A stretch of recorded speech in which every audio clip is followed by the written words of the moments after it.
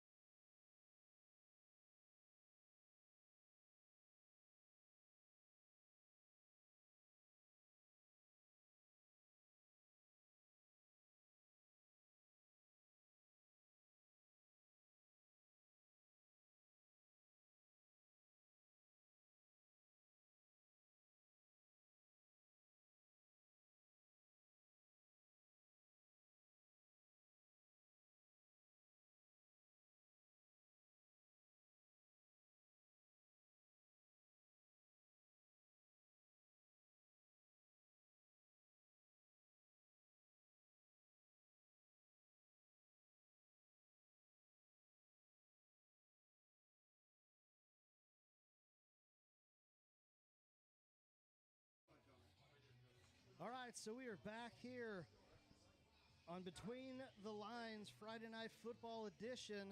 With me is Coach Chris Miller and Senior Will Becker of St. Pius X High School.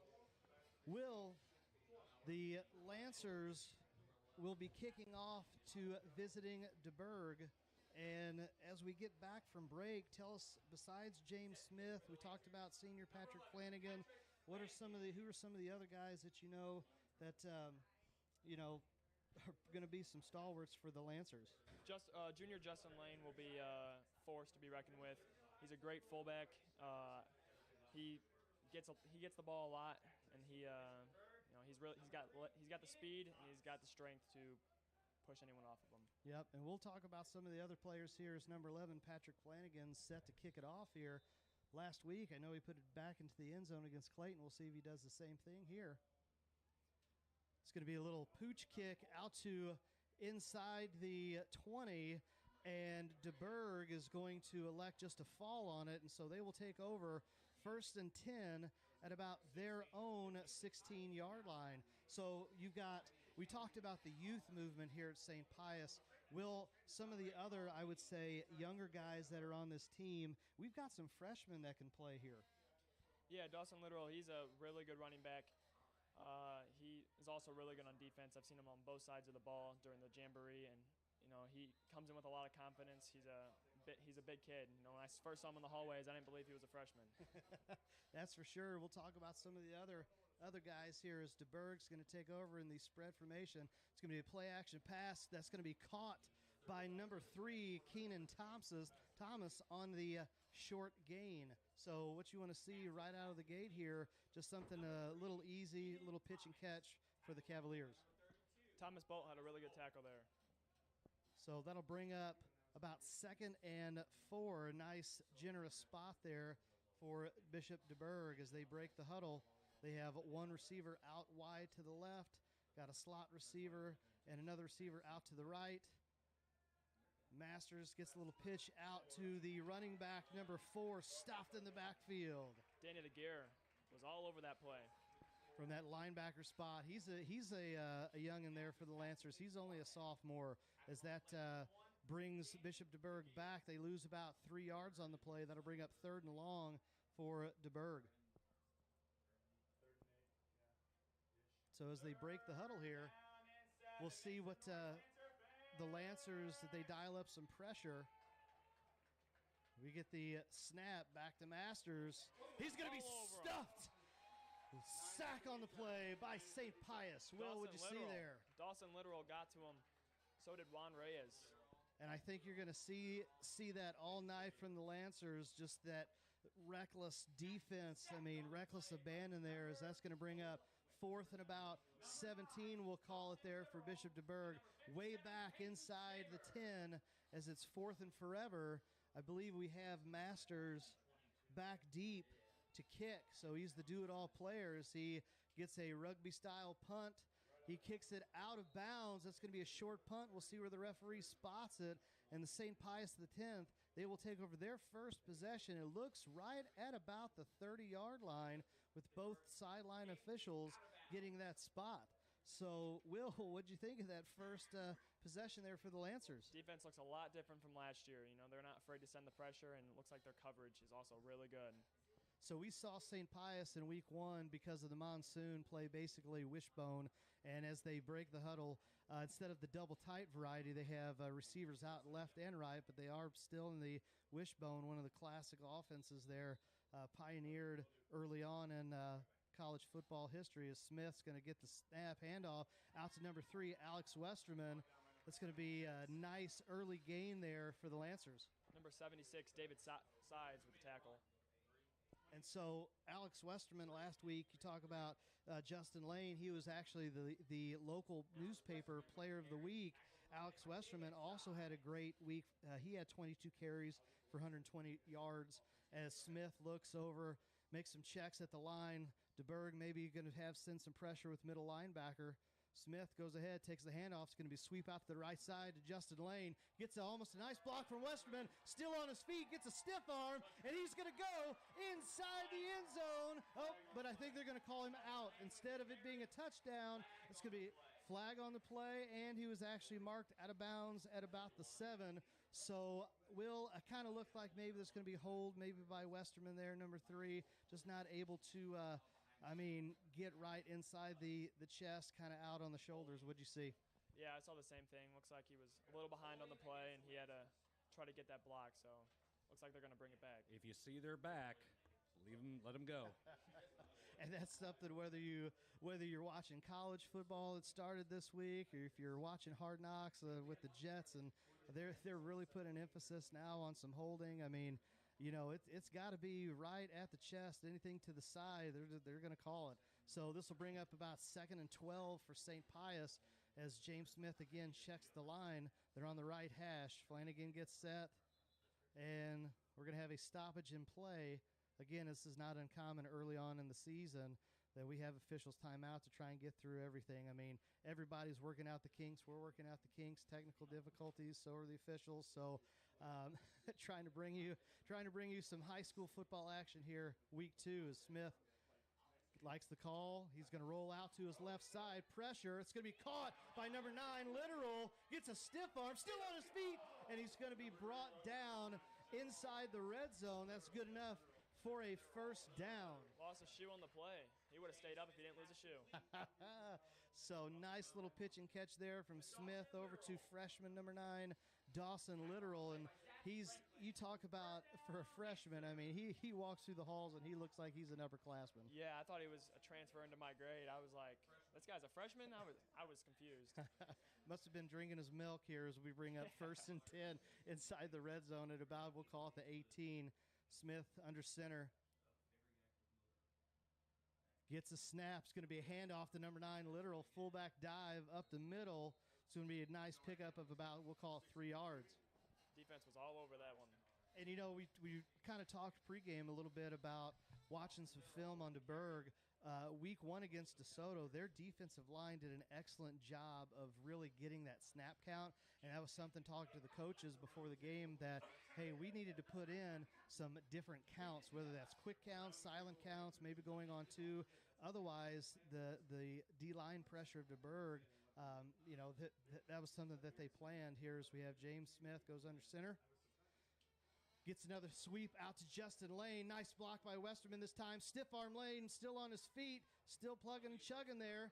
And we'll see where the spot is from my angle. Looks like it's going to be a first down waiting on the marker. And Will, who made that stop as we see, okay, they are going to mark it down for first. It'll be 1st and goal for the Lancers inside the 10. Looks like Sides was all over that run. He was able to come around from the other side of the field and make that tackle. So Smith trying to get the guys lined up here. I mean, again, we've talked about just the aggressive nature here of St. Pius trying to set the tone on some ground and pound. Looks like DuBourg's going to send some pressure here. Flanagan gets set up over to the right side. Smith under center. Going to get another toss sweep out to Justin Lane. He's going to cut it up. By Westerman. And we're going to have a flag on the play. And they did signal touchdown, but we'll have to see exactly what type of flag they're going to call from that angle. I don't know. Will, what did you see? Did you see anything? It could have been a face mask. Let's see what they're going to call here. Well, it looks like it's going to be against, I'm assuming against the Lancers, the way that the White Hats coming over to the Lancer bench. And as we see, the touchdown is going to be good. Personal foul, horse collar. And that's against St. Pius. That's an interesting call, Will. I don't really see too many horse collars on the offensive guy. Yeah, I haven't seen that very often. So, what are they going to assess that on the kickoff, maybe? I would assume so. And with that, at 8:28, Justin Lane scores, looks like on about a 4-yard dive, as we have number 2, that is Connor Meffin. He is a junior. He is doing half of the kicking responsibilities. PAT, snap is up. And it is blocked. So with that, at 8:28 left in the first quarter, The host St. Pius X Lancers takes an early 6-0 lead over visiting Bishop DuBourg Cavaliers. Will, would you like that drive by the Lancers? Yeah, that was a really good drive. They were showing that they could throw the ball and that they were going to run the ball. So it's going to leave Bishop DuBourg a little confused on what the game plan might be tonight, and looks like they're going to try to expose DuBourg in all areas. And this is the exact type of start that you want if you're head coach Frank Ray, something that was a little bit different than last week. So you see that improvement going from week 1 to week 2. This week, defense just gets a nice stop right out of the gate, and offense goes right down the field. Now, you want to see them maybe take care of the penalties here. I think that they called the horse collar on Bishop DuBourg because that's why they came over to the St. Pius sideline and asked if they wanted to accept or decline. Well, and we saw the white hat give the signal against St. Pius. I think right now, Flanagan could probably kick this over into the parent tailgate section. Oh, well, there are. Hey, you can see some of these fancy cars, Will. What do you think? Hit a Corvette, you win it, right? Isn't that how it goes? I guess so. You hit it, you get it. As we'll see, senior number 11, Patrick Flanagan, coming over from soccer, doing the kickoff duties. Squib. As he gets into it, and that's going to go well outside of the end zone. So I think he tried to kick it there. No, he just said, I'm just going to go ahead. It's a light boot. Yeah, he's got a boot. I've played soccer with him all 3 years so far, and it's hurt the soccer team a little bit from him coming over to football. He's just pure athleticism. He's an athlete as well as a lot of the kids. Will, you're not so bad yourself, being a state finalist for golf. Where'd you play golf this last springtime, I should say? We played at Riverside in Springfield, Missouri. It was a beautiful course. Nice. Didn't have the great conditions. As Bishop DuBourg tries to get set here, they've got some confusion. As Masters gets everybody lined up, we're back in the spread. We're going to get again, play action design QB keeper on the stop. That's going to be about a 2-yard gain we'll give it. So, sorry if you hear any colorful language live on the air. That's all right. We've got some adults here in the box with us. So, any of that colorful language, that is not coming from Off the Rails Media. It wasn't me this time, okay? This time. So as Masters takes the snap, looks left, it's going to be sacked on the play. They finally bring him down. That looks like number 57. I believe that's Shavers. And we also have a flag on the play, maybe a little extracurriculars. Yep, that was a great tackle. He got around his guy on the outside and swarmed the QB. So Masters trying to get out of the grip of Peyton Shavers and unable to do so. We'll see what happens as the officials kind of gather together to find out exactly what the play is going to be. I mean, I didn't see anything on the tackle itself. I didn't hear the whistle. You didn't hear the whistle? I didn't hear the whistle. As it looks like it is going to be against the Lancers. We have a personal foul against St. Pius. So that will bring DuBourg up, and that will give them a first down. I'm curious to know exactly maybe if that was a late hit. I don't think it could have been on Shavers. Will, what do you think? I think it might have been something after the play because it looked like his hit was pretty clean. So DuBourg will take over 1st and 10 at their own 32-yard line. Masters back in the spread, gets the snap. Looking to set up the screen. Screen is going to be good for a few yards. That'll be a nice little pickup there for the Cavaliers. Bring up 2nd and 5. Dana DeGear with the great tackle, assisted by Dawson Little. I like the adjustments from Bishop DuBourg here. They're going to say, okay, Pius, you're going to pin your ears back and go at us, attack us. We'll go ahead and set up the screenplay, and that worked out well for Bishop DuBourg. Yeah, so far they've had no receivers open down long, so little check down plays are going to work. So as Masters gets his guys lined up here, we've got a single receiver out to the left, 2 onto the boundary side here. Send a man in motion. Hand off. It's going to be a little sweep, a little toss action out. Looks like to number 4, I believe. That was Travis Moorhead on the carry. Gain a pickup of about 2. Justin Lane with the, shoved down. Didn't really tackle him. Put him down on the ground. Right, and that'll bring up about 3, and we'll say 4. 3rd down and 4 to gain. They've got to make it out to about their own 43-yard line to pick up another first down. Their first down that they did pick up was off of a penalty. And, Will, that's something early that we've seen several flags from the Lancers. Yeah, we got to be very disciplined. I guess it's a little early, but. Masters in on the read option keeper. Big hit on the play, and that's going to initiate another flag.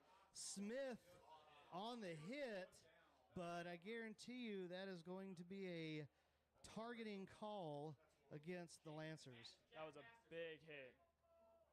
Big hit.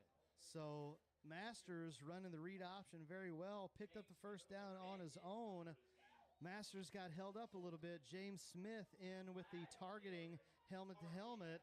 So that will not only get the first down off of the run play, you can also tack on some more penalty yards. And Will, I mean, off the top of my head, how many flags do you think you've seen so far? 4 or 5. I would say at least for the Lancers. That's something that, even going back to last year, that Frank Ray wants the guys to be aggressive, but at some point, you've got to make the adjustment here. Go whistle to whistle, play the right way between the lines, if we would call it that way. I don't understand that one. That's very questionable. I think he used his shoulder. I don't think he led with his head or anything like that. But looks like the quarterback was going down trying to protect the ball. He knew the contact was coming. He had 3 guys when he took a look up the field. Masters back to pass. He's going to break out to the right side, and he's going to pick up. Nice gain on the attempted pass, but had to break free up the right side. It's going to be 2nd and about 3 for the Cavaliers. Danny DeGear with a really good tackle there. He could have picked up some more yards there if Danny wasn't there. So I'm seeing a lot of penetration from the defense, but that's leaving the second level and third level for Masters. If he can get outside the pocket, he's had some nice runs. Yeah, he's definitely got some speed. That's one of his attributes when looking at some film. He likes to use his legs, and he's also got a very big arm. Mm-hmm. So as DuBourg keeps the same formation here, one tight end or slot to the left side. Masters looks to pass. It's going to be caught across the middle. That's number 1, Jimmy Staub, the senior wide receiver, and that's a nice pickup for DuBourg. Good enough for a first down. That's going to be brought down at about the Lancer 24-yard line. Tackle by Jack Mashad. And so we'll have an officials timeout. Even though the weather is beautiful, we have the early season timeout, officials timeout for water. So, Will, what are your thoughts so far on the game? I mean, I think it's been pretty interesting. It has been pretty interesting. The Lancers, they got a quick stop off the first play, and then they went down the field and scored pretty easy. But DuBourg, they've looks like made some adjustments so far to what the Lancers showed on the first. So well, we'll take a quick break here. You are watching Friday Night Football, brought to you by Off the Rails Media.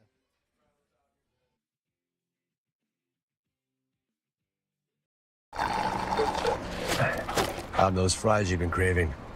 I'm hot, and I'm steamy, and oh man, do I smell delicious. I'm calling your name.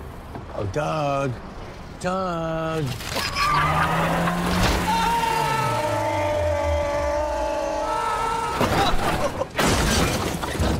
And if you don't have the right auto insurance coverage, paying for these repairs may be tough to swallow. Mayhem is everywhere. Are you in good hands?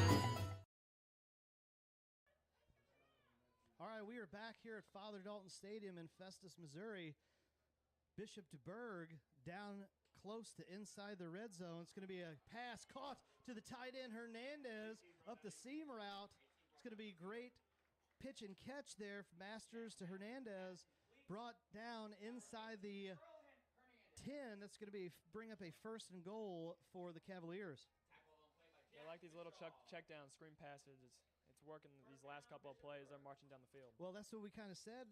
Pregame we talked about some of the keys to the game for St. Pius is that they're going to have to shore up some of their secondary play because we know Masters threw for over 200 yards as likes what he got. He gets the, again, play-action pass, but that's going to be stuffed in the backfield by the Lancers. Shaver with the tackle. He's doing really good on the end. Yep, nice stop there by Peyton Shavers, the junior. He does have a younger brother, number 40. That's going to be,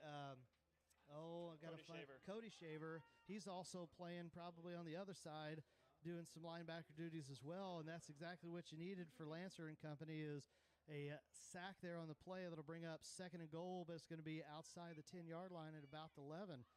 Masters takes the snap, flag on the play. We're going to have a stoppage in play, and that's going to be a false start. If you're paying attention to everybody in the press box, that's what they call the play. Got a lot of good officials. Yeah, a lot of good officials up here. Yep, and that's exactly what it is. So that'll march the Cavaliers back another 5 yards. So exactly what you want for the Lancers, not what you want if you're DuBourg. So, Will, what do you think? I mean, we're still 2nd and goal. You've seen some early pitching catches kind of whether it's in the flats or across the seam or in the middle. What do you think is going to happen here? I think the same thing, honestly. It's been working for them. I think if they try to go long, it's going to be exposed with good coverage by the defense. Got trips left. Masters rolls out to his left. There's going to be a fumble on the play. And St. Pius X gets the fumble recovery. Bishop DuBourg was down on the 2nd and goal. Get into gear with a good recovery. And St. Pius able to pick up a turnover. You know, Bishop DuBourg was getting ready to knock on the door of the end zone. And, Will, who picked up that, who created the fumble? Peyton Shaver. Hey, he's been on that right side there for the Lancers. See if he continues to do that here as we have 4:23 remaining in the first quarter. St. Pius gets the play. They break the huddle. We've said Shaver's name a ton for these first 2 drives. I feel like we're going to say it a lot. He's going to fill up the stat sheet when it's all said and done. Yeah. Smith gets everybody lined up. One receiver out to the left. Now we get a designed rollout. QB keeper James Smith. Nice gain. Pickup of about, we'll call it 6 yards on the play. Bring up about 2nd and 4. Nice little designed QB keeper there. Yeah, that was a really good play. They thought it was going to be a handoff to one of the running backs, as we've been doing before, and it was a good design keep. And that's something that early on in week 1, St. Pius didn't really have to break out a lot in the playbook. One, due to weather, but 2, they were able just to march down the field against Clayton Brentwood in that co-op as Smith gets the snap. Maybe a busted play here, but he's going to do another design QB keep. He's still on his feet. He's still on his feet. Gets a nice little block by Literal. Gets another block by Westerman. Westerman gets another nice block. And James Smith gets a, Will, you're going to have to do the math here for me. That's about a nice 70-yard QB keeper on a busted run. Will, what did you see? Yeah, it was a busted play, and, you know, he saw the lane and he took it. And what was neat is the fact that he didn't panic, Will. He said, you know what, it didn't work out. I'm not going to try and do too much there. I'm just going to go ahead and take what the defense gives me, and rolls right on out, gets a nice little sweep action, QB keep. 70-plus yards later, we got another score. And you'll get that a lot with James Smith. He's been a varsity quarterback for all 4 years, I would feel like. He's had a lot of experience, and he's showing it now. He's showing his composure. So as the Lancers electing to go for 2, Smith under center, wishbone formation. We got double tight. Smith gets the handoff to Justin Lane, and that 2-point conversion is good. And with 3 minutes and 35 seconds remaining in the first quarter, the St. Pius X Lancers are up 14-0 on the visiting Bishop DuBourg Cavaliers. Both offensive drives so far, they have gone right down the field. Yeah, you've seen some nice, I think, O-line. I mean, they've really gotten off the ball well, able to establish some running lanes. And really on that run by James Smith, he had some excellent blocking there. Fullback Dawson Literal had a nice block at about, the 30-yard line. And then Westerman, he had 2 blocks. He didn't quit on the play. He kept driving, kept blocking, and got a couple of that secondary. I like the fact that after that block in the back that was called on Westerman, the next time he's made some really good blocks since then. So it's a good thing when you see kids make mistakes and then they learn from it, and the next time they go out, they make the plays, they execute. So far out of the last two games, or this game and the game before, and the Jamboree also, I've been really impressed by Alex Westerman. He's kind of had a breakthrough season so far. Great start. He's that speed back from what we talk with all the coaches all the time. He's that speed back for the Lancers as Flanagan back deep to kick again. A nice little kick out to about the 6-yard line. That's number 3, Keenan Thompson, and he's going to be brought down inside the 20. We'll see how Bishop DuBourg handles that adversity of the turnover as they take over 1st and 10, just about the 19-yard line. Brody Irvin with a good tackle there. It's another freshman on the play. Again, you talk about a contrast of teams. Bishop DuBourg, they've got, I believe, in their almost 40-man roster, they're made up of 13 seniors and 11 juniors. However, and they're a co-op. And they're a co-op. Also serving with that, however, on the other side with the Lancers, they only have about 6 to 8 upperclassmen in their whether starting positions or depth chart. As we get a handoff by number 21, that was Karan Wise, stuffed, looked like for a tackle for loss. Will, who was in on that stop? Dawson Literal. He was all over that play. Again, the freshman. We'll have to check his birth certificate here maybe after the ball game. I am 12. Classic. That'll bring up 2nd and 12 for the Cavaliers as Masters breaks the huddle. They've got single out to the left-hand side, trips action over onto the boundary. We have a bad snap to Masters. He's just going to have to make something out of nothing, but he can't. He's going to be sacked on the play. That's Matthew Thomas. That's another freshman. So, again, youth being served here for Frank Ray's Lancers. That was a great tackle. Stayed right with them. So, with 3rd and long, Will, if you are St. Pius, do you just say, we're going to pin our ears back and keep going? Or do you want to maybe be a little more conservative with the fact that they have been able to, Bishop DuBourg has been able to attack down the seams and in the middle level? What do you think? I think they just got to keep doing what they're doing. It's working for them so far. I think they just got to keep applying the pressure. I don't think they haven't had many receivers open down the field, and they're all over them now. Masters, nice pitch and catch. Wow, nice big gain there to number 3, Keenan Thomas. Well, that was the first time, and you saw that the tight end Hernandez actually stayed in to help block, and that was the first time you really had a clean pocket. They just didn't send enough guys at that point, playing a little conservative right there, and then was able to look down the field and find a guy. Well, and what we've seen, Wills, I think that Bishop DuBourg is happy and content with attacking the middle of the field. Yeah, they've definitely been content. That was a good play. Quarterback stayed composed in the pocket there. He had pressure on him. Trips left, play action pass, and again right up the seam, pass intended for number 18, Hernandez. And so again, you look at what Frank Ray's defense is doing, Coach Ray, and you have like a 3-3 stack, and you walk some outside linebackers down. That does potentially expose you to the hash, that middle part of the field. And I think if you're Bishop DuBourg, you're probably going to continue to attack that part. Yeah, I would agree. It's been working for them so far, and the Lancers haven't really changed much to prevent that. So Masters takes the snap, looks left, moves right, still in the pocket, gets flushed out. Nice long pass. Pass was intended for number 1. That's Jimmy Staub, the senior receiver.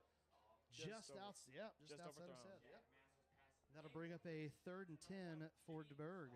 So, again, we talked about one of the keys to the ballgame for St. Pius is trying to shore up that secondary because they got exposed in the one touchdown that Clayton had last week with the secondary, and you're kind of seeing some of the mismatches here. Well, they kind of got caught right there and looking in the backfield to see if the quarterback was going to scramble, and they almost got burned right there.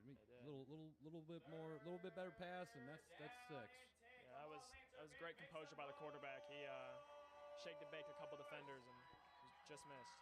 Trips out to the left side. Looks like maybe Masters trying to set a screen. He's rolled out to his left, stiff-armed, and he's going to be brought out of bounds. And we've got some extracurricular activities here on the field, on the boundary side. No flags on the play. But that's going to bring up 3rd and 12 as Masters, I guess, is officially sacked. 4th down. Is pushed out of bounds. So probably setting up a punt here for Bishop DuBourg. I would agree. The Lancers sent everybody on that play, trying to prevent the run, and was able to work. So back deep for the Lancers, you have number 22, freshman Matthew Thomas. You also have another freshman, that's number 40, Cody Shaver. Back deep to kick, that's Masters. High snap, nowhere to go. Out to his left side. Now he's going to get a punt attempt. That's going to be touched by Thomas. There is a flag on the play. We'll have to see out of all the there commotion. was a block in the back there. So we'll see what the officials are going to call on that. Couldn't tell if it was a fake or what. Well, high snap there, and the Lancers had some penetration on their left side. Bishop DuBourg's right side had to flush Masters out to the left. To his left, tried to get the boot off. I guess technically he did, but as the officials kind of circle up, trying to figure out what's going on, we are too. It's kind of like. So while they're figuring out, and Will, you can I don't have tell any me Jeopardy what's theme music no to play no for these theme guys right theme now. music here. So the Lancers talk about what they've been able to do over the last several seasons. They've been in the midst of at least 8 wins the last 4 out of the 5 seasons, and the only lone season that didn't happen was the COVID year, the year that we do not speak of anymore. As we're looking to see, I think the near official is talking about maybe a block in the back, and there's the official call by the white hat. That penalty is going to be declined, and the Lancers will take over 1st and 10. But the Lancers, again, 8 wins every season, 4 out of the last 5 years. And if we're going to contrast that, Bishop DuBourg, they're in the midst of a 20-plus game losing streak over the last several seasons. Coming into the game, the Lancers, they definitely have some confidence. I think every single one of those players know that DuBourg is on a 20-game losing streak, and they're keeping that in the back of their minds, and I think they're using it to expose them. Laying in on the carry, very short gain, nice little stuff by the Cavaliers. Looked like number 64 in on the stop. That's Ryan Neal. So that'll bring up a 2nd and long for St. Pius. And I'm just curious at this point, as we have under a minute remaining in the first quarter, if we're going to see any type of maybe play action, pass. We really haven't seen much from James, Smith's arm. And Will, I mean, you could tell me he's an athlete. I mean, he's got an arm on him, doesn't he? Yeah, he's got a boot. He can throw it miles down the field.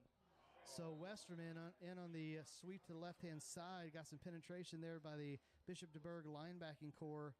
That will back up the Lancers for 3rd and about 11. So we'll see decision time if Coach Ray is going to let the clock run or if they're going to try and get one more play before the end of the first quarter as the Lancers check their armbands. This is one of our keys to the game for DuBourg, getting the Lancers into these 3rd and long situations, and let's see how their defense does against it. Exactly, as we have one receiver out to the right, and it looks like the Lancers are content with letting the first quarter end. So with that, after one quarter here at Father Dalton Stadium, the St. Pius X Lancers with a 14-0 advantage over the Bishop DuBourg Cavaliers. We're going to stay here, Chris, or we're going to take a commercial? I think we're going to go to commercial. All right. Well, you are watching Between the Lines Friday Night Football Edition, brought to you by Off the Rails Media. I'm those fries you've been craving. I'm hot, and I'm steamy, and oh man, do I smell delicious. I'm calling your name. Oh, Doug. Doug.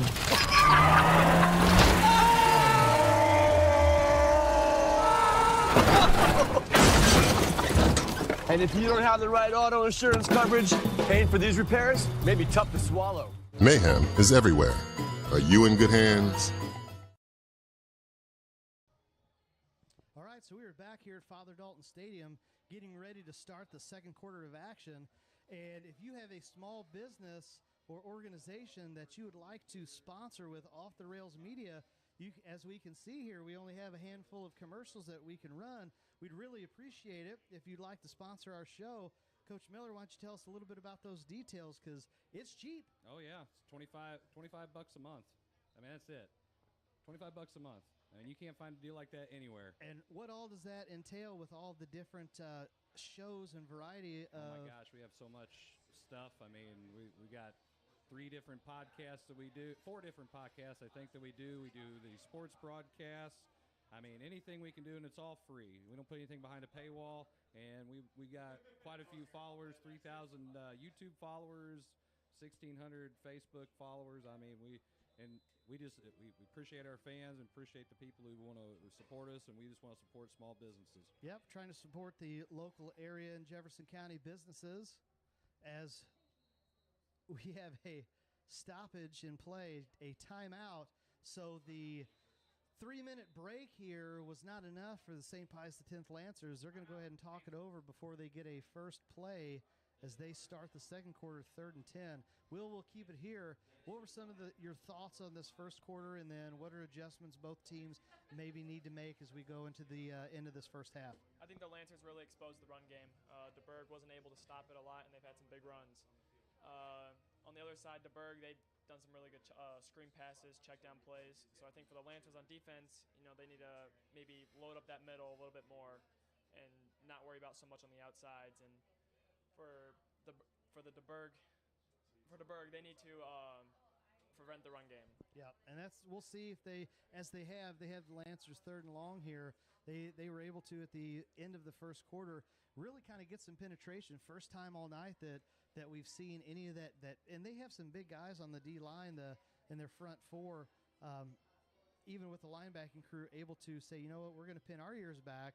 We'll see what you do, Lancers. We'll do it ourselves. And that linebacking crew, number 57 for DuBourg, that's Zach Groover. He was able to make a stop there for a loss as the Lancers are going to break the huddle. 3rd and 10, start of the second quarter here at Festus, Missouri. Smith under center, wishbone formation. Rolls out to his left, design pass. He's going to let it loose. Nobody is around, and Patrick Flanagan was the intended target. He just kind of got twisted, went right instead of going left, and it just bounced off a shoulder pad. And they missed one there. Yeah, unfortunate. That's really the first pass they've looked long all game, and it was just off. Man, I feel bad for Patrick. Yeah.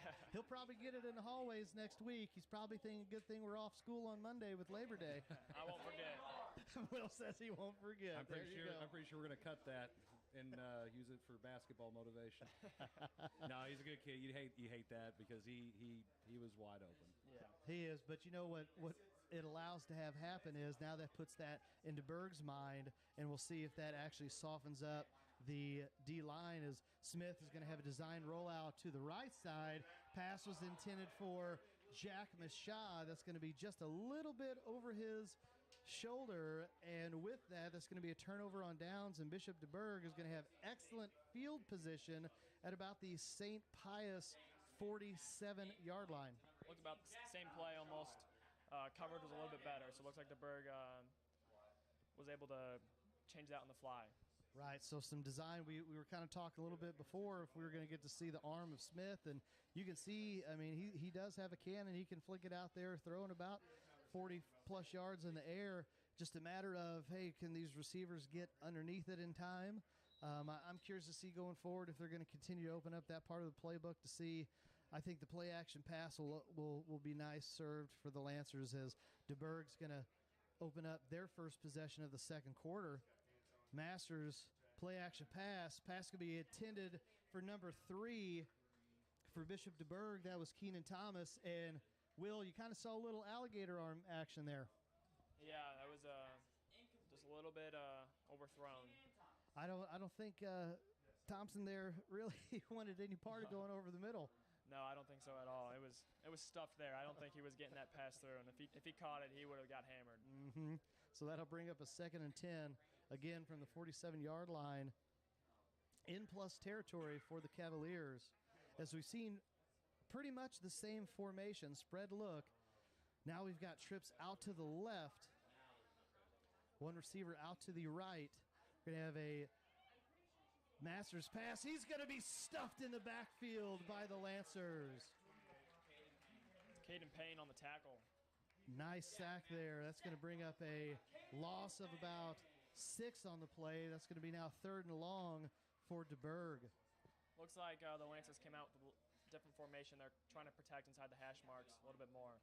So Caden Payne looked like he's coming off the edge from the left side, left in there. He's a sophomore. So, again, we talk about the youth movement for the Lancers. A lot of these young guys making their names early and often here. So we have 4 skill players out to the right. Masters rolls out to the right. Long pass. Pass was intended for number 3, Keenan Thomas. And I think they got crossed up just a little bit. I would agree. Play was, or throw was a little over him. So that'll bring up 4th and long. Do you punt here, Will, or do you go for it? I think they punt. It's right in the middle of the field, so we don't want to give the Lancers any good field position because they have been marching down the field pretty easy. So Masters back deep to kick for Bishop DuBourg. They are in punt formation. First time that I believe we've seen that tonight. They've punted, but they've just done it out of a spread formation as we have a flag stoppage in play. Probably going to move them back so they can have more distance to punt. It's probably by design. Looks like a substitution infraction, maybe too many men on the field for Bishop DuBourg. I couldn't see the play clock. So it goes from 4th and 14 and now 4th and 19. Chris, I can do math. Very basic. He's not paying attention. That's okay. Debatable. As we will do the 4th down again, Masters with the rugby-style kick. It's going to be tipped. And St. Pius will have excellent field position as they will take over 1st and 10 at about their own 39-yard line. Great field position. That was a great block. So that's the second time that I believe the Lancers have come in tonight and gotten a tip on the punt. Yeah, Masters on the previous punt, I saw him kick it with his left foot. I thought he was left-footed, but this one was right-footed, so it looks like he's very athletic also. And he's got time, but he's trying to do that, if we want to call it Australian rugby-style kick, where you're moving left or right, and you're trying to get a kick on the run instead of just the traditional type punt where you're just right in the middle of the formation and kick. So we'll see if they try and maybe make an adjustment here as the Lancers will take over right at about their own 39-yard line. Wishbone look. Receivers out to the left and to the right. It's going to be a fullback handoff to number 9. Literal, he's dragging multiple Cavaliers down, and that's going to be bumbling and stumbling for a nice gain, pickup of about 14. What a carry. It was a great play. He was dragging people like you said. And that's something you talk about getting in the weight room here. You know, I would argue that you've got Coach Tilden Watson, the athletic director here at St. Pius X. He's second to none in our area when it comes to weight room and lifting and making sure that all the athletes here are bigger, faster, stronger. I would agree. And Coach Pierce has also been helping out with some fitness classes this year. He's new to the staff. Yep. He also on the football staff here for the Lancers. As we have again another give to Literal. Nice little still on his feet, little stiff arm there. Another good pickup of about, we'll call it 7 yards. He runs hard, man. He is all over it. Also an accomplished wrestler from what we're told. And I think that's another thing about you said several of the new incoming freshmen and maybe some of the kids that have moved over, they're also accomplished wrestlers as well. And St. Pius, I believe they're going to be in their second or third year of wrestling with the program. They're looking for exciting things both on the boys' side and the girls' side. Yeah, they've had some good years so far. Great 2 seasons so far, and I think the season will be even better. Justin Lane with a nice off-tackle carry, still on his feet.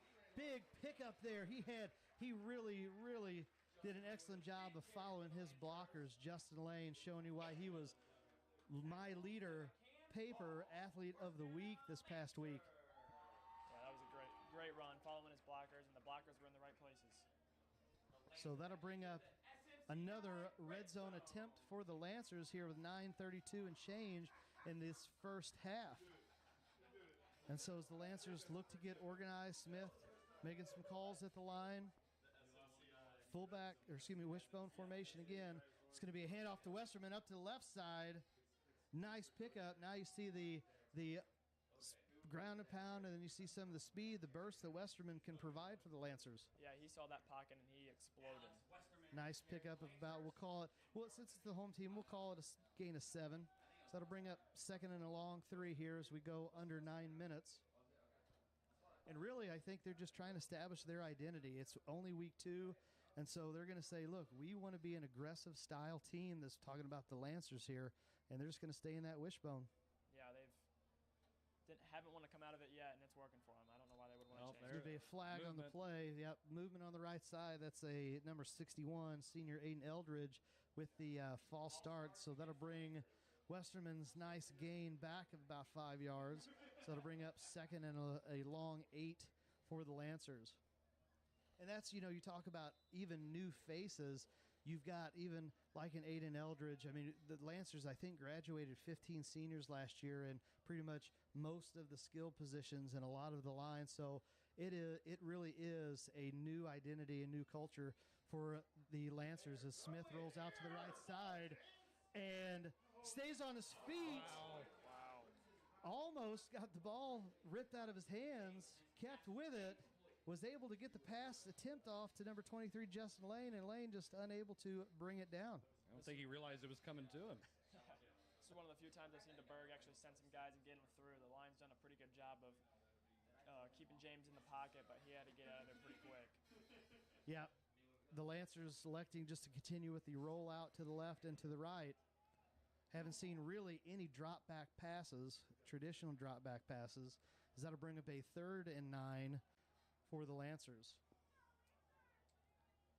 So we have a toss sweep to Westerman out. That's going to be a fumble. Okay, that's a shoe again.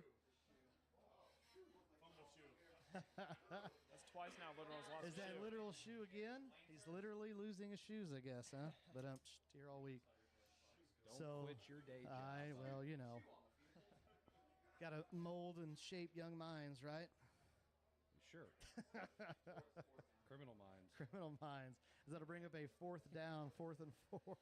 Referencing the TV show, not the children, correct? I know. Okay, there we go. There's an inside joke there. Oh, yeah. So as the Lancers will elect to go for it instead of kicking a field goal, we have an unbalanced right situation as we get a design QB keeper, James Smith. He's going to be brought down inside the 5-yard line. That is going to be good enough for a 1st down. That'll bring up 1st and goal inside the 5. Will, what'd you see there? Oh, that was a great design play, and his blockers got out in front of him, and they were all over him. He followed his blockers all the way down and ended up getting pretty close. I think for me and Will, just because we've been around here, we watch these ball games, ball security is a point of emphasis. And as great of an athlete as James is and some of the other guys on the Lancer squad, I think they scare me with holding that ball out there. I think they got to get high and tight, ball security, make sure we're in this red zone, and we got to make sure that they push the ball in. I would agree. Losing the ball, fumbling has been a problem. Could be another design QB keeper. I think he's going to be just short as the close field official marks it just shy. I'll call it at about the 1-yard line, so that'll bring up a 2nd and goal. See if they give it to him again. Right now, I would give it to Lane. Yeah, I agree. Boom. Little QB keeper, little wedge. Good for a touchdown. And James Smith on the 1-yard QB sneak right up the middle. Coach Miller, that is how you fall forward for a touchdown. God, I knew that was coming. Little inside joke there that if you watch the coach's box, you get to see all of our inside jokes that we get to talk about here on Friday Night Lights. Everybody's funny. And they're free. You can watch the episodes. We've had about 160 so far. Yep. Go back on YouTube. Go back on Facebook. Watch it. It's a great time. Four goofy guys just hanging out, talking sports.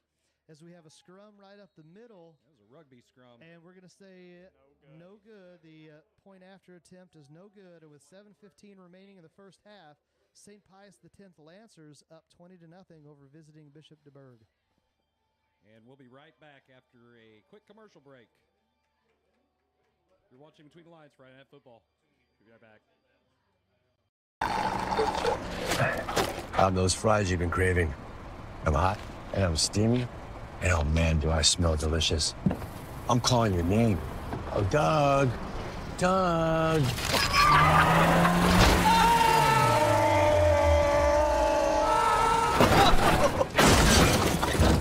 And if you don't have the right auto insurance coverage, paying for these repairs may be tough to swallow. Mayhem is everywhere. Are you in good hands? All right, so we are back here at Father Dalton Stadium, located in Festus, Missouri, St. Pius X High School on a beautiful Friday evening. Will, isn't this weather great? It is great. I got out on the course today and played some golf. Did you really? I did. Where'd you play? Crystal Highlands. No fair. That's no fair. I don't know what to tell you. You could have took a personal day instead of the professional development. And we all know how much you love professional development. You're putting that out there in the Ethernet. Okay. Everybody loves it. We'll get Everybody knows that Zach loves it. Hey, speaking of, Will did at one of the golfing events that we were a part of. Will, we elected him to do our drive for us on one of these par fives, and I can tell you right now, he blasted it out there. I'm going to call it every bit of 300 plus. Put it this way, this old man was able just to sit in the cart and enjoy. I thought about, because it was on the back nine, him just taking my spot and letting me go home and sleep. Hey, listen, he saved me 4 shots with his one, so that just tells you right now. As we had the officials break for water, 7:15 remaining in the first half. Patrick Flanagan, the senior kicker, ready to boot deep.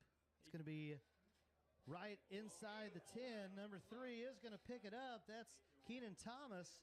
Oh, he's got starts right, comes back left. He's up the sideline. He's still on his feet with an excellent run. Great tackle by Patrick Flanagan, the kicker.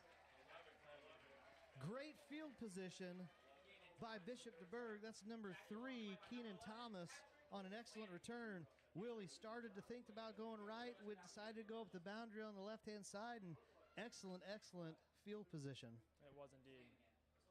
So we'll see as the Cavaliers start out with their next possession what type of adjustments they're going to make, if they're going to stay in the trips, which they are, trips left. They're going to continue to attack via the air and maybe try and get some run plays here as Masters. I'm hoping that we don't have some slowdown here on our end, because we're a little behind on our video feed, I think.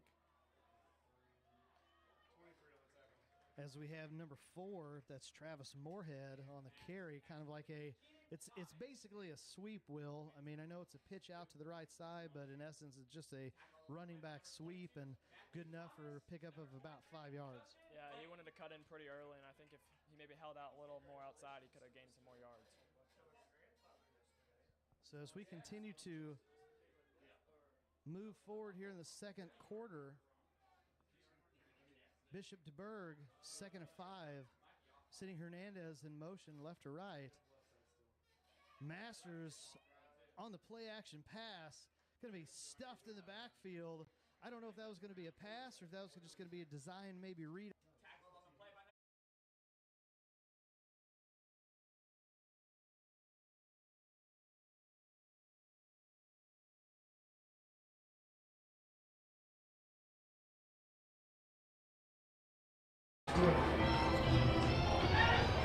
All right, so we're having some connectivity issues here at Father Dalton Stadium.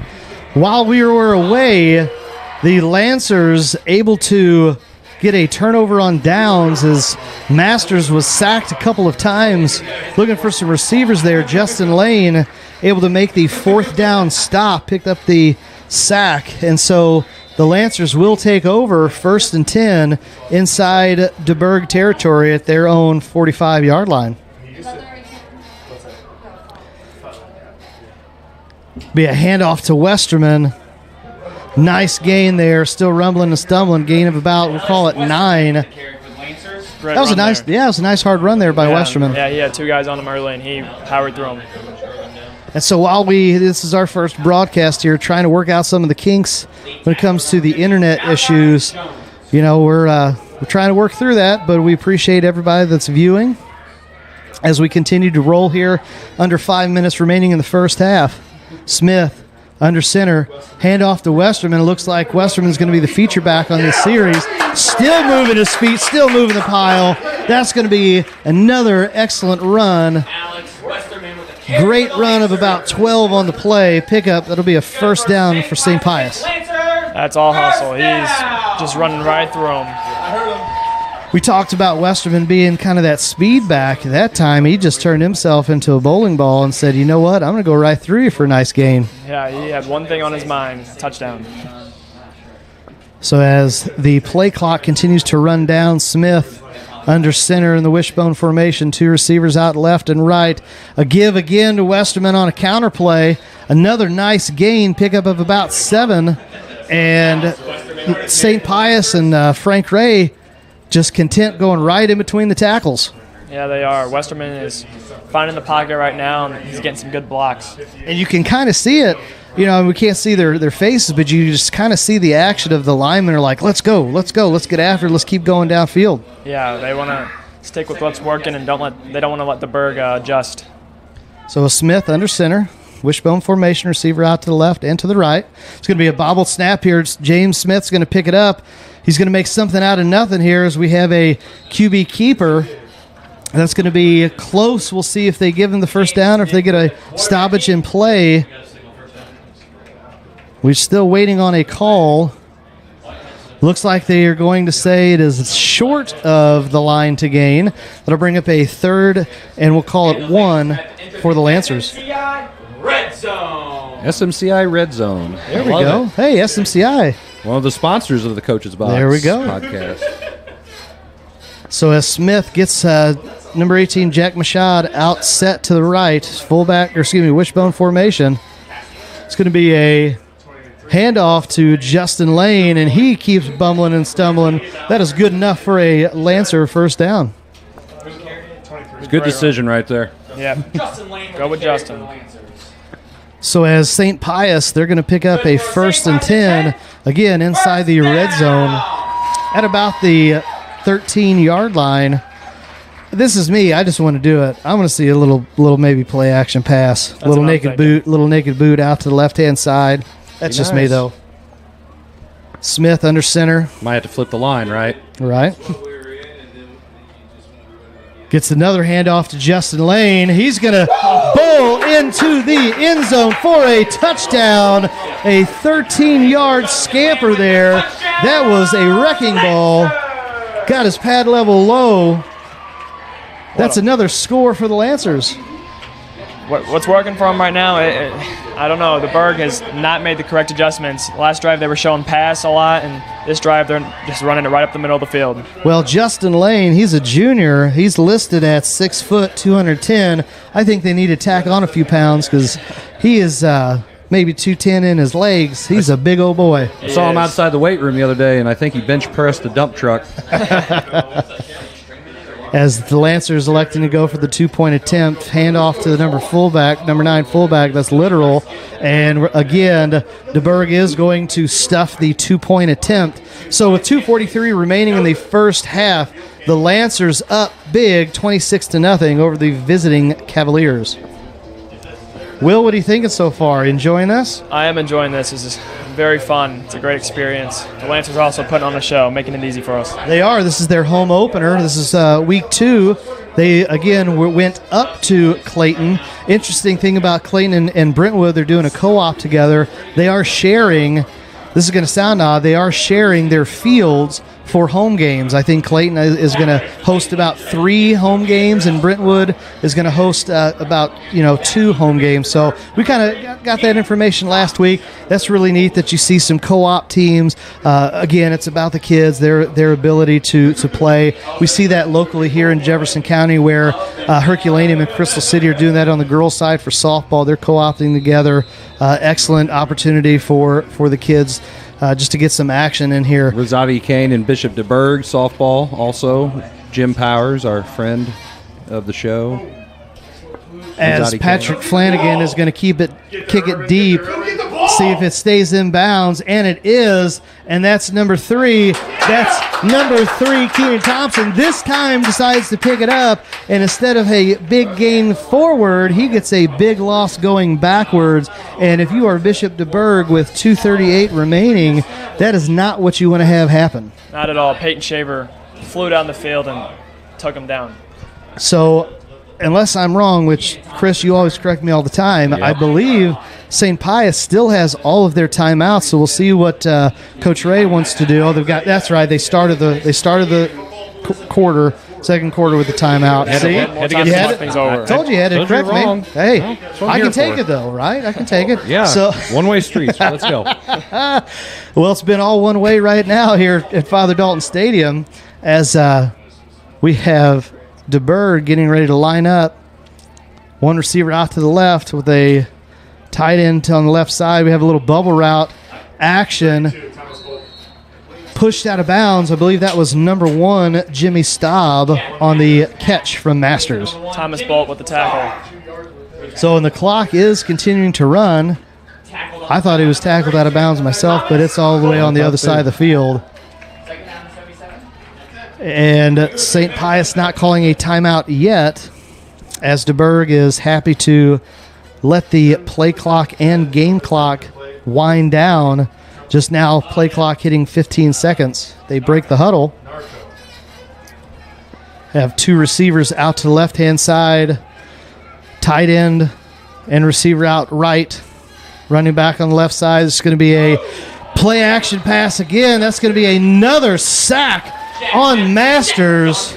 Peyton Shaver with the tackle. He is putting on a show tonight. And finally, we see that the clock is going to be stopped with 1:38 remaining in the second quarter. Do you think that changes the mindset of Bishop DuBourg a little bit? Well, what's going to wind up happening is it's going to be 3rd and 13. To me, I think they're just going to continue to put the ball on the ground. I don't think you want to risk maybe doing a pass, or at least maybe a deep pass where you're not going to have any time off of the clock or very little time off the clock. Then it's going to be 4th and long. You've already had 2 punts that have been tipped. And where you're sitting, I mean, you're inside. It looks like you're inside the 10, almost at the 6-yard line. Either way, if you don't come up with a big gain here, you're going to give St. Pius excellent field position. I believe they still have one timeout remaining to go in the first half here. So I'm assuming that DuBourg will come out with a run play, causing St. Pius to call their final timeout. But St. Pius, they should have enough time to maybe make a run late before we end this first half. I would agree. They need more space on these punts, and I think they're a little content to punt it because all 2 punt attempts so far have gotten blocked. So as we come back from the timeout, it's going to be 3rd and 13, deep inside their own territory. Masters gets the snap, bad snap, pass out the right side. That's going to be caught. That's number He is gone. 3, I believe. Number 3, Keenan Thomas. And we just said making a big play, a touchdown pitch and catch of about 96 yards. They did what we didn't think they were going to do. Hey, and Bishop DuBourg is saying, we got a little life to ourselves. We've got a quarterback. We've got some skills. Yeah, just looking down on the sidelines, I think it raised a lot of heads. They are. Well, Thomas had 140 yards receiving last week. He can fly on 4 catches, by the way. Well, and he did the same thing, what he did just now against DeSoto. He had about a 60, 70-yard pitch and catch there for a touchdown after DeSoto went up about 3 scores. So we have, I believe that's number 44, back to do the kicking duties. That's Jeremy Roeder, a junior kicker-punter. That kick is up, and it is good. And DuBourg, with 1:25 remaining in the first half, showing some signs of life now, 26-7. So, Will, what do you think after that long pitch and catch? I'm still shocked. That was a great play, great run by. I thought the Lancers had a good covered well, and I didn't think he was going to take off. It kind of looked like a little hitch, kind of like an up and under, because maybe double move there. Little double move, yeah. Kind of lost my words there. I was trying to think of something else. That's why I'm over here just running this. I'll shut up. Had enough technical difficulties. You you're guys fine. Take care of it. But I believe this is the first kickoff return for the Lancers. You have Westerman back deep, and then you also have number 4. That's Brandon Shelp. He's a sophomore returner. So we'll see what DuBourg elects to do, if they have a foot, or if they're going to maybe try and squib. Either way, I still think that we get to see the arm of James Smith coming out under these last sub 90 seconds. I would agree. DuBourg with the kick, but there is a flag on the field. I'm going to assume it's on the Lancers. Probably not set correctly. Yep, that will be on the Lancers. Looked like maybe the guys were just over the 50-yard line. So that'll move DuBourg up another 5, and they will attempt the kickoff again. If I was DuBourg, I would not try to put this in the end zone. They just got to get the clock running soon, so hopefully they can stop St. Pius. Well, I think this should be the first time that maybe we get to see the playbook open up for the Lancers, but they do get the ball back to start the third quarter, so we'll see what Frank Ray and company decide to do, if they're going to be content or if they're going to be aggressive. I think they're going to be aggressive as they come out this last possession, but we'll see if there's any trickeration here with DuBourg. Everything seems to be working, so. Little pooch kick. We'll see if they let it run out of bounds, and it does. So number 9, Dawson Littoral, elects to let the ball roll out of bounds for the infraction.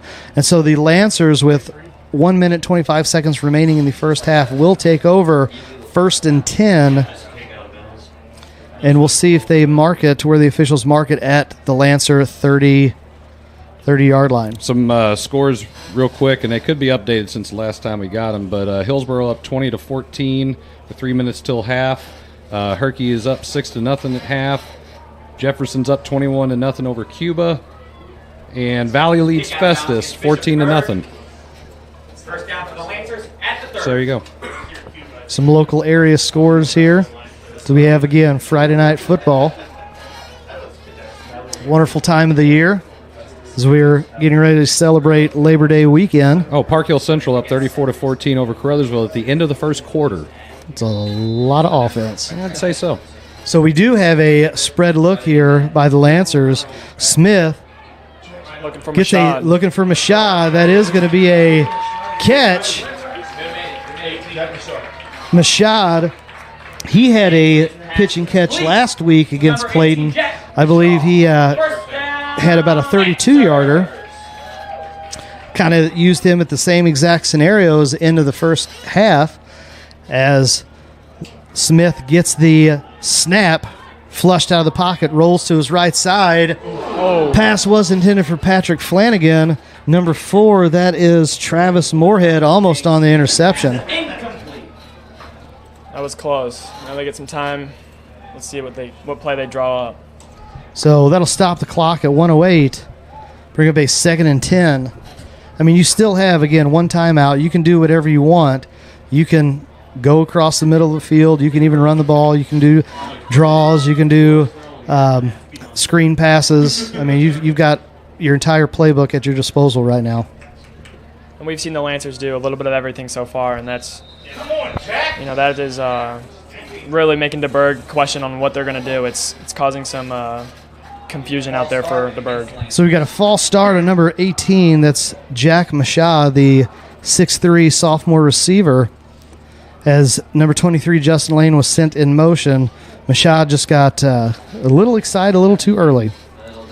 Bring back the Lancers 5 yards, bring up a 2nd and 15. So we have 2 receivers on the right and the left. Lane goes in motion left to right. Smith hit on the throw. Pass is going to be incomplete, and Smith is down in some pain. James Smith pass. And he's still a little wobbly, as it is going to bring up a 3rd and long for the Lancers. So with Smith in obvious pain, we'll see what Frank Ray and company decide to do, if they're going to be content with just running the clock out. But I think DuBourg might have some timeouts as well, so we'll see if they're going to elect to use them. Coach Miller says they have all 3. See what they can do. One timeout remaining. Got to do something quick. Get outside. So Smith breaks the huddle. We've got trips to the right side, single receiver out to the left. Gets the snap from center, Alan Reed. Long pass up the sideline. You do have Patrick Flanagan did get behind the receiver, and there is a flag on the play. Looked like the cornerback from DuBourg got a little grab handsy there on Patrick Flanagan, and I believe that's going to be an infraction on the Cavaliers that'll bring new life for the Lancers. I think that was on Travis Moorhead, maybe a pass interference. So we see the athleticism of the senior first-year football player, and Patrick Flanagan, his speed, able to get behind the DuBourg defense in their secondary. So new life for the Lancers. Again, we've got 56 seconds remaining in the first half. St. Pius X clinging to a 26-7 lead. Seeing some new play opportunities for the Lancers as they try and push one in here late. Well, now, instead of a pass interference against the Cavaliers, okay, now they're going to walk it off. All right. So everybody's confused up in the box here, but they had to go back to the line marker because it was 3rd and 15, and so they're going to walk this off, and it looks like it's going to be right at the line of scrimmage, and so now they're debating with the chain gang, is it going to be a first down or is it going to be 3rd and inches? I think they got it. It looks like it from our angle up here, and the white hat and the FAR official are debating on what to do, and now we get the call from the white hat. First down, 1st and 10 for St. Pius, and Coach Miller is thinking to himself, it was pretty obvious. The line's on the field. I mean, it's to me it's simple, but I'm just a basketball guy. We could see it pretty clearly up here. I think it should be easier for them down there. So now Lancers going back to the double tight wishbone. We get a toss action out to Patrick Flanagan. He's up the right side of the field, still on his feet. We'll see if, they're going to say that it is inbound. He stayed inbound, but there was a nice run, nice pickup on the reverse, little tight end reverse to Patrick Flanagan, and that's going to give the Lancers, they need to get on the ball quickly, get their play out, because that clock's going to run as soon as the white hat winds it, as he does. But right now, you can do anything that you want as the Lancers go to spread. Yeah, that was a great play. You know, they're still showing some new things that we haven't seen so far. Smith back to pass, looking right. He selects, he's going to say, now he makes the throw just over the head of number 3. That is Alex Westerman. That's going to stop the clock with just under 30 seconds remaining in the first half. Will, what'd you see? DuBourg sent pressure. Smith had a roll out to his right, and it was just overthrown. That's something that we've seen this second quarter. DuBourg has been able to get pressure on Smith quite a few times. I would agree. The first quarter, I don't recall him getting to Smith too early, so they've definitely made some defensive adjustments, but looks like they're going to have to make some more. And we'll see if, as the Lancers continue their offensive possession here, if they're going to maybe at some point, if they don't score, elect to try and kick, as we get a toss sweep out to the left. Alex Westerman looking to get outside, and he is brought down, and they are going to say that he was maybe out of bounds, or he did pick up the first down for sure. So the clock's going to stop because of the 1st and 10, and we'll see if the clock's going to wind. Looks like the white hat's getting ready to. First and goal. And he is. 1st and goal now. As the clock continues to run under 15 seconds, another toss sweep out to Justin Lane. He's going to get still on his feet, and he's going to go out of bounds.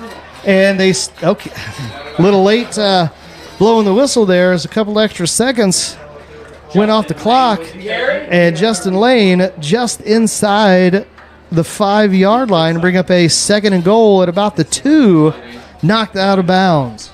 That was a great run. He's got some speed and he's got some strength too, so he's a force to be reckoned with. All right, so we got one timeout, you're telling me. That is correct. All right, that is correct. Spanish Armada.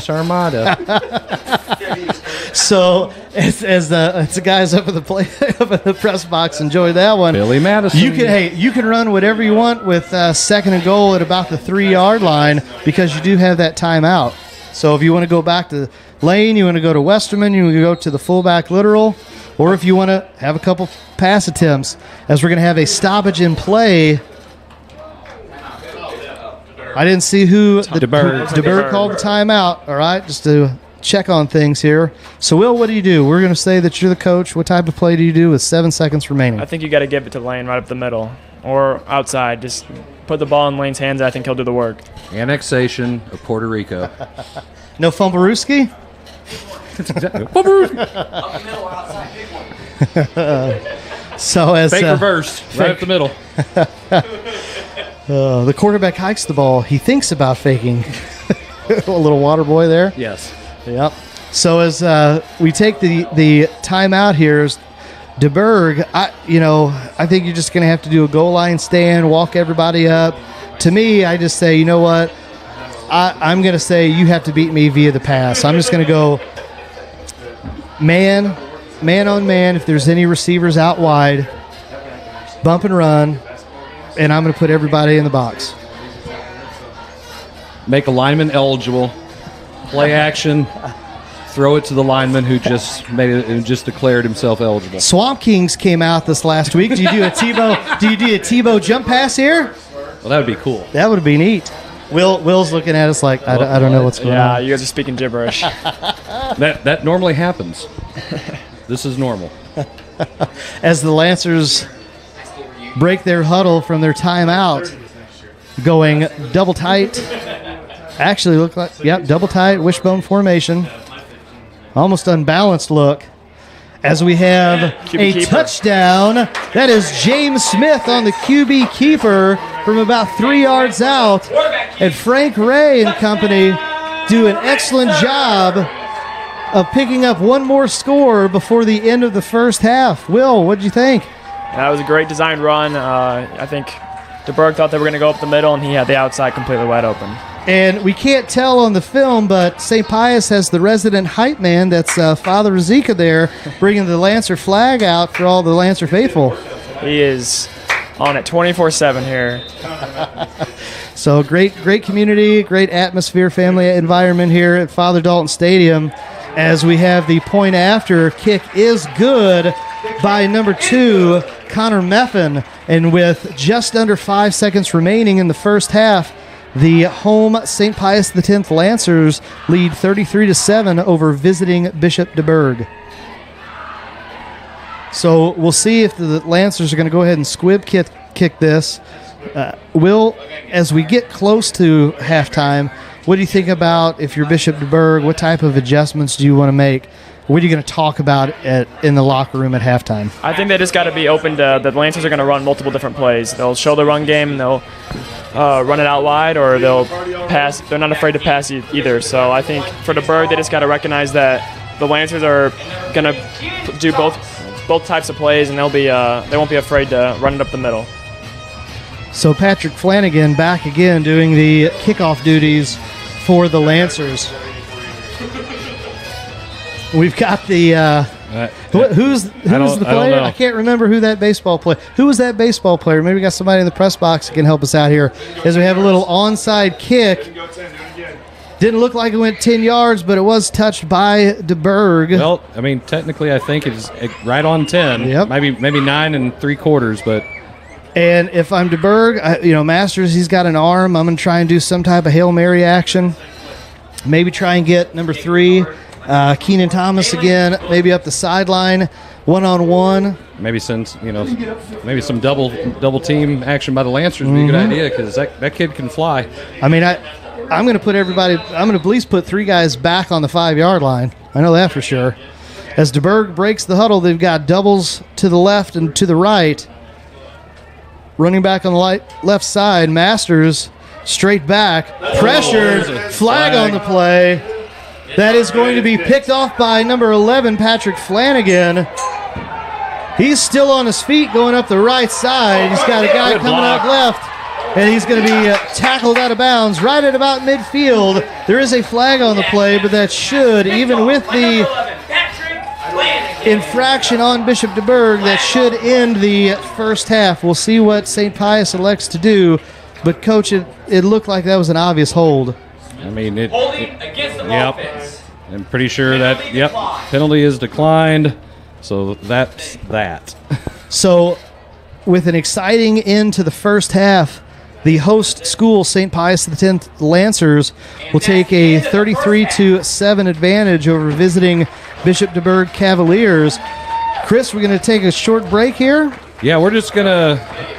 Yeah, we'll be right back, All right. Well, you are watching Between the Lines Friday Night Football Edition here, brought to you by Off the Rails Media.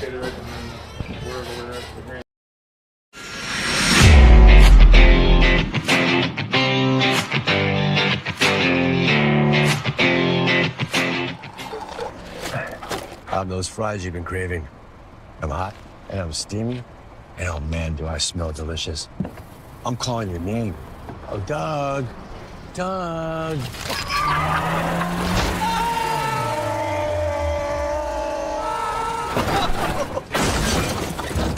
And if you don't have the right auto insurance coverage, paying for these repairs may be tough to swallow. Mayhem is everywhere. Are you in good hands?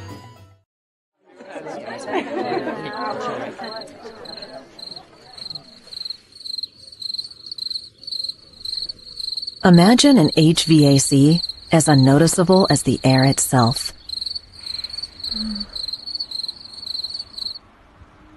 Sounds pretty good, huh? The new Daikin Fit. Air intelligence. Give Home by SMCI a call today at 636-337-4444 or email them at service@homebysmci.com.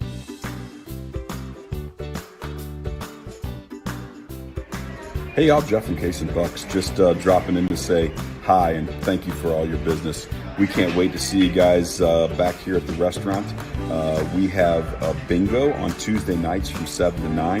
We're going to start doing trivia on Wednesday nights, probably the middle of September. And don't forget, we've got the DJ karaoke Fridays and Saturdays. They start at 8 p.m. and they go till close. Look forward to seeing you all again real soon. Take care.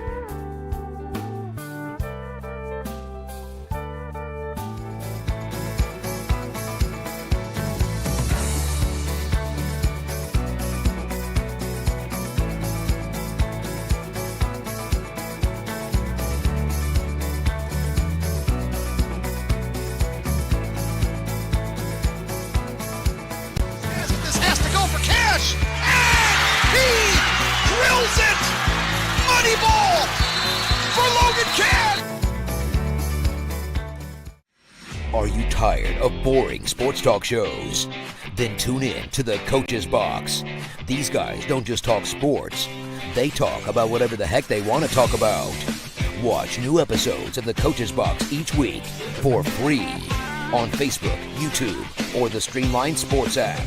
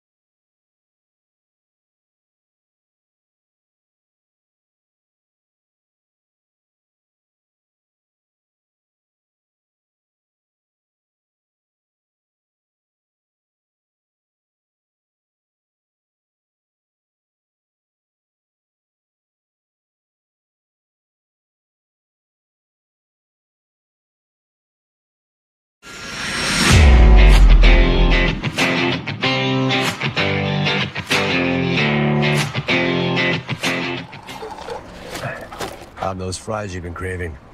I'm hot, and I'm steamy, and oh man, do I smell delicious. I'm calling your name. Oh, Doug. Doug.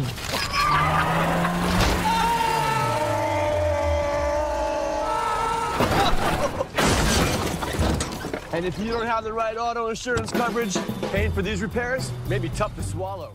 Mayhem is everywhere. Are you in good hands?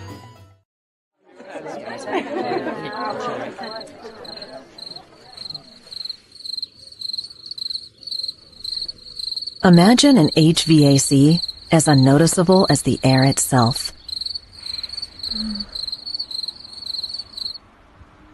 Sounds pretty good, huh? The new Daikin Fit. Air intelligence. Give Home by SMCI a call today at 636-337-4444 or email them at service@homebysmci.com.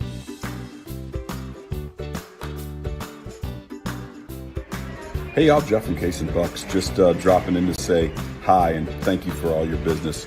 We can't wait to see you guys back here at the restaurant. We have a bingo on Tuesday nights from 7 to 9. We're going to start doing trivia on Wednesday nights, probably the middle of September. And don't forget, we've got the DJ karaoke Fridays and Saturdays. They start at 8 p.m. and they go till close. Look forward to seeing you all again real soon. Take care.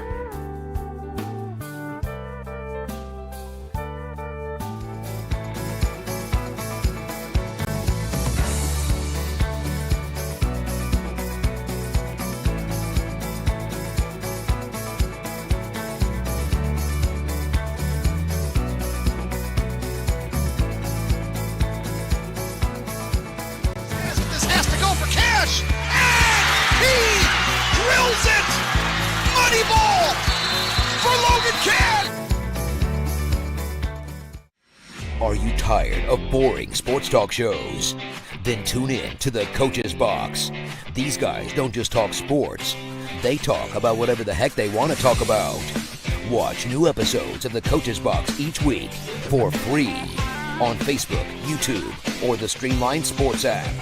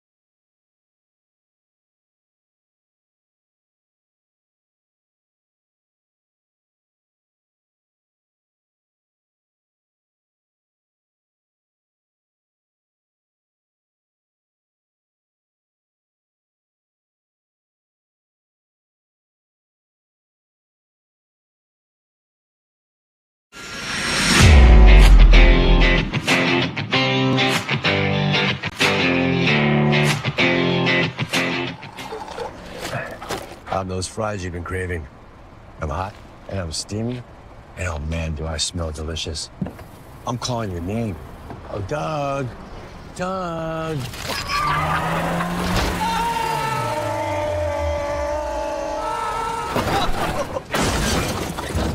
And if you don't have the right auto insurance coverage, paying for these repairs may be tough to swallow. Mayhem is everywhere.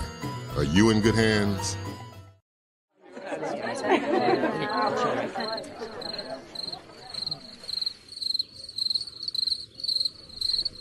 Imagine an HVAC as unnoticeable as the air itself. Sounds pretty good, huh? The new Daikin Fit. Air intelligence. Give Home by SMCI a call today at 636-337-4444 or email them at service@homebysmci.com.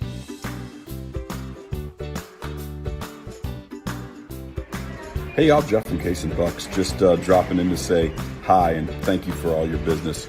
We can't wait to see you guys back here at the restaurant. We have a bingo on Tuesday nights from 7 to 9. We're going to start doing trivia on Wednesday nights, probably the middle of September. And don't forget, we've got the DJ karaoke Fridays and Saturdays. They start at 8 p.m. and they go till close. Look forward to seeing you all again real soon. Take care.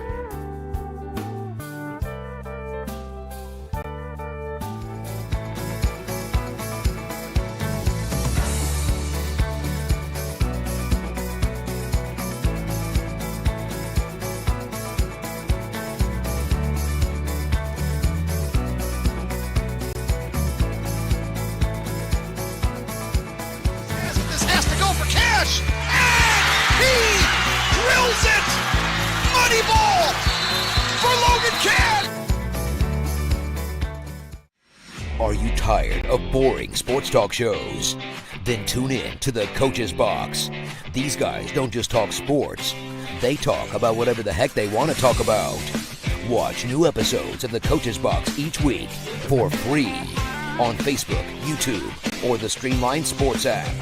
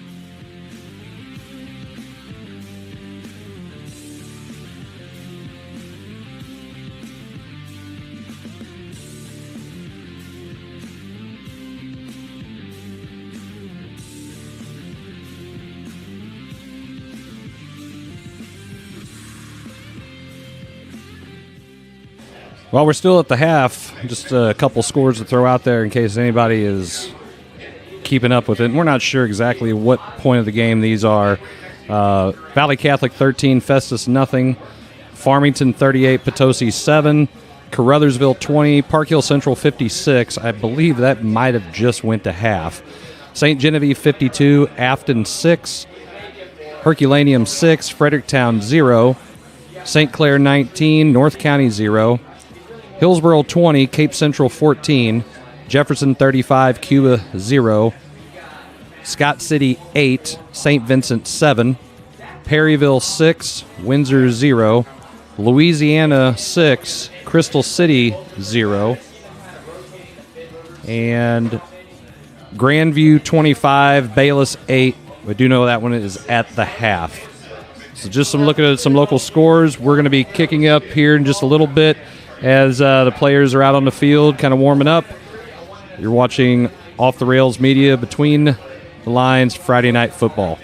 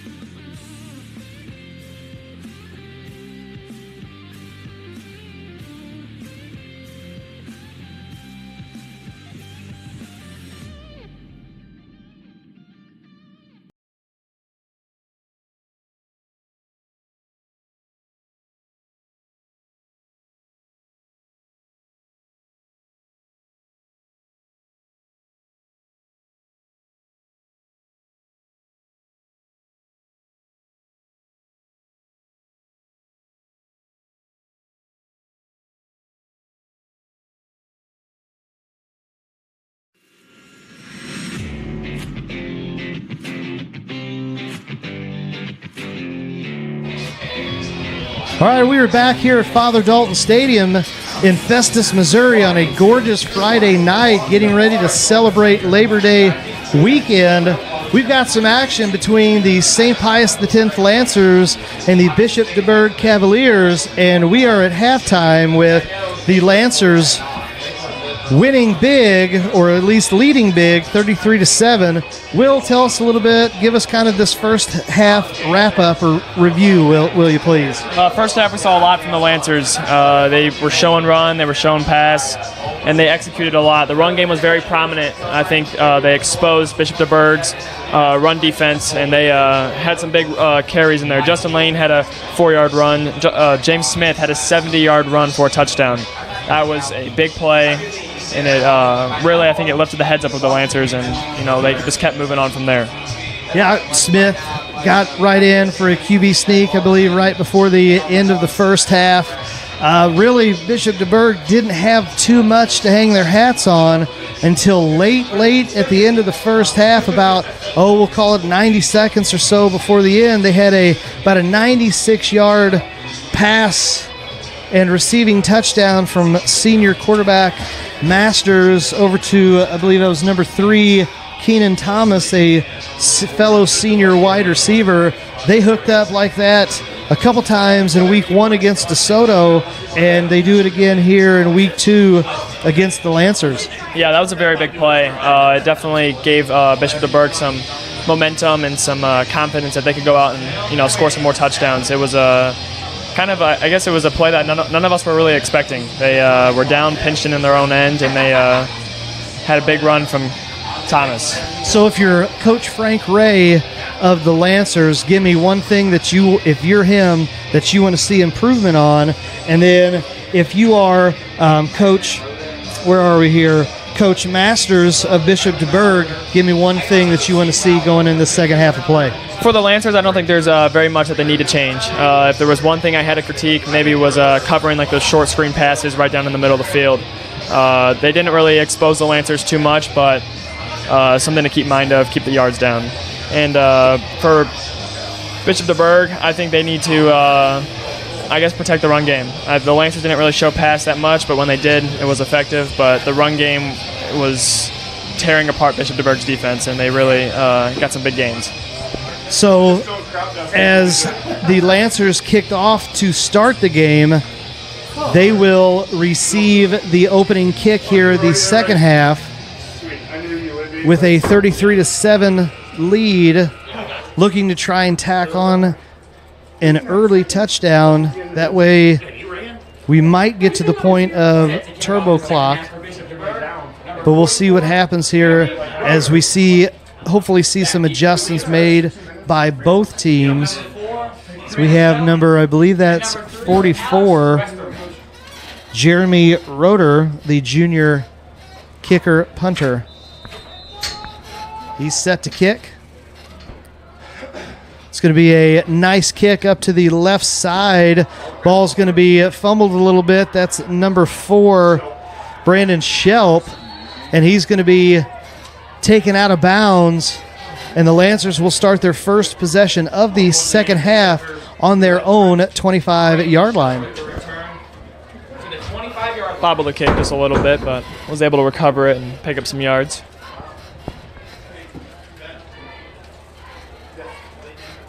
So we'll see if we get another heavy dose of the wishbone formation. I'm going to say that's probably a good idea. Double tight. We didn't see too much action going on different snap counts. At least we couldn't hear as DuBourg defensive line shifts. We get a handoff here to number 3. It looks like Alex Westerman. He picks up where he left off at the first half with a nice gain, pickup of about 7 on the play. That was a great carry. Lancers coming out, first play with a run. Let's see if they will keep it up, or maybe they'll do a couple passing plays. So DuBourg looked like they maybe changed a little bit. They've basically walked down 6-7 players here to go against this double tight as James Smith looks like there's a busted play again. He's going to have a QB keeper. That's going to be enough for a first down. Flag in on the play I don't know, Will. What did you see there? I mean, the near side official, what do you think he's calling? It could have been a horse collar on the tackle. It looked like he got him up high on the tackle and kind of dragged him down. Looked like he was throwing number 4 up in the air as if number 4, that's Travis Moorhead. Little face mask action. And so we'll tack on, after James Smith has an excellent second down run, we'll tack on a penalty yardage, and that will bring the Lancers right to midfield. Not the 51-yard line, Chris. I know. That's it was a Dr. Van Houten call out in Grandview. Wow. Hey, Will, did you hear that beeping noise? That's Coach Miller putting it was funny. It was funny. Back in the truck up there on It'll be all right. Dr. V is a great guy and called a lot of games out there. He's not watching anyway. He ain't watching anyway. As a Westerman has another great run there, pickup of another 5 yards. So we saw him get about 22 carries in the first game, and I recall this is probably about his 7th or 8th carry at least going back to the first half. They're going right back to him. Yeah, he's had some big gains. He's showing not only is he being really explosive, but he's breaking through a lot of these tackles. Looks like they give it right back to him. Right back to Westerman, puts his head down, bowls over a couple guys. That's enough for a first down. That's about a 10-yard run there by Alex Westerman. He's a junior. He's having a heck of a game. We have a stoppage in play. I don't know if there's maybe an equipment issue. It looks like they thought Jones was hurt. Okay. So. Yeah, he's kind of limping there. And Westerman, that's something, again, we talked about him being more the speed back of the group. He's got to put his nose down, hasn't he, Will? Yeah, he has. He has shown that he's not only quick, but he's feisty, and he's trucking some of these players, making DuBourg really have to tackle him. So Lancers break the huddle. Feed him. Get a little counter and messed up play again. Looked like it was supposed to be a counter. Lane and Westerman got a little crossed up. James Smith able to make something out of nothing. And Will, that's several times now that we've seen some kind of busted plays, but James Smith able to make some positive yardage with all the confusion. Yeah, I think that comes with his experience levels. He's very cool under pressure, and he can react. Speaking of cool, I mean, you can tell he's mature a little bit. He's got the Tom Selleck mustache going now. I thought we weren't going to bring that up. Hey, we're bringing it up. Ask me if he's trying to be Magnum P.I. He didn't know who that was. That was a show in the 80s for all of our young listeners. Thank you for explaining that. As Justin Lane gets the handoff on the counter. He's still on his feet, going inside the 10-yard line. That'll be a 1st and goal. They were slowing him up by holding his jersey. They couldn't stop him. Pickup of almost 25 yards on that big carry by Justin Lane. That's 1st and goal. They're marching right down the field. Right, the run game. Yep, that's exactly right. As the clock continues to wind under 9:30 in the third quarter, Smith under center. Takes the snap, another counter play. He's going to bust a play again. Smith's going to pick up maybe short yardage, maybe about a yard, as that's going to be 2nd and goal. And Will, that's what, the 3rd time this drive that there's been some confusion. Yeah, there's definitely been some confusion out there. We can give them the benefit of the doubt. It's early in the season, but later in the season they're going to want to clean that up. Exactly right. And the way the wishbones run here, the fullback is basically right on the rear end of the QB, and the other 2 split backs are right there. So there's not a lot of room as James Smith's going to have a play-action pass. Pass to Justin Lane. Nice pitch and catch. And it passes complete for a touchdown. 5-yard TD reception to Justin Lane from senior quarterback James Smith. Excellent play call. That was a great play. They brought out pass on the last drive and caught him sleeping. Exactly. We saw a little bit of that in the first half. It just didn't quite go their way, but able to run a play-action pass to a running back out of the backfield as we have junior Connor Meffin back for the point-after attempt. Excellent play call there. Nice to see that out of the playbook early in week 2. As we have a botched snap, and that's going to be Caden Payne doing the duties there, and he's going to rumble his way in for the 2-point attempt. So trying to work on this kicking game, point after attempt. It's been tough sledding there week 1 and week 2. but able to make something out of nothing. Caden Payne. That looked like it was ran exactly how it was supposed to. Yeah. It was snapped on the ground. He acted like it was a messed up play. He took off running. He scored. It sounds pretty legit to me. Well, it drew it up in the sand. Drew it up in the sand. Maybe, in this nice, what do you think? Is this Zoysia, Bermuda grass here? It's one of the last traditionally grass stadiums in Jefferson County. Most of the area schools have gone to turf, but Father Dalton Stadium is still natural grass. Either way you have it, Caden Payne, a sophomore, making something out of nothing. And Will, we kind of talked about how this youth movement for the Lancers able to keep a level head there. Yeah, I agree. I think it's helped them, necessarily when they lost so many seniors, it could have been a rebuild year, but with getting a new coach, it was a rebuild for everyone. So they've really built a good core structure, and, the youth, it's definitely a youth team, and they're led by the 6 strong seniors. So Patrick Flanagan back to kick. Gets a nice boot in it with 8:44 in the third quarter. Up to the up man. That's Hernandez. He's a bigger boy for the Cavaliers, and he's going to be swarm tackled. Peyton Shaver with the tackle. Brought down at the 26-yard line, and Bishop DuBourg will take over 1st and 10. So what do you want to see from the Cavaliers here as they come out for their opening possession? I'd like to see what they showed at the end of the game. Don't be afraid to pass the ball quick. They like the little screen passes, so maybe they can do that. I think they need to run some slants maybe to the middle of the field and expose the gap in the Lancers defense. We haven't really seen that many traditional handoff type plays. There's been some busted plays there where the the D-line for the Lancers have come in and caused Masters to clear the pocket. Haven't seen a lot of traditional run plays, yeah, a lot of passing. A lot of shovel passes off to the running back. Masters goes to play action pass right down the seam to Hernandez. They did that in the first half, and he's going to pick up. Their officials are going to give a nice spot there, pick up of about 11. That'll be good enough for a Cavalier first down. That's a good first play from DuBourg. They can build off of that play. So they attack the seams in the first half. They're going right back to it in the second half, and that's what you see at the collegiate level and the professional level. QB's best friend is that tight end. I would agree, and Hernandez is a built tight end. He's got some speed. He showed that in the first half, and he's also really strong. So he's hard to tackle, I guess. Right. As we get a big sack on the play, several Lancers in on the stop. Looked like it was led by number 59, Ty Anderson, a senior for this Lancer group. Great tackle there for Ty. That'll help boost his confidence. See if he can get another one right here. Ty's my boy.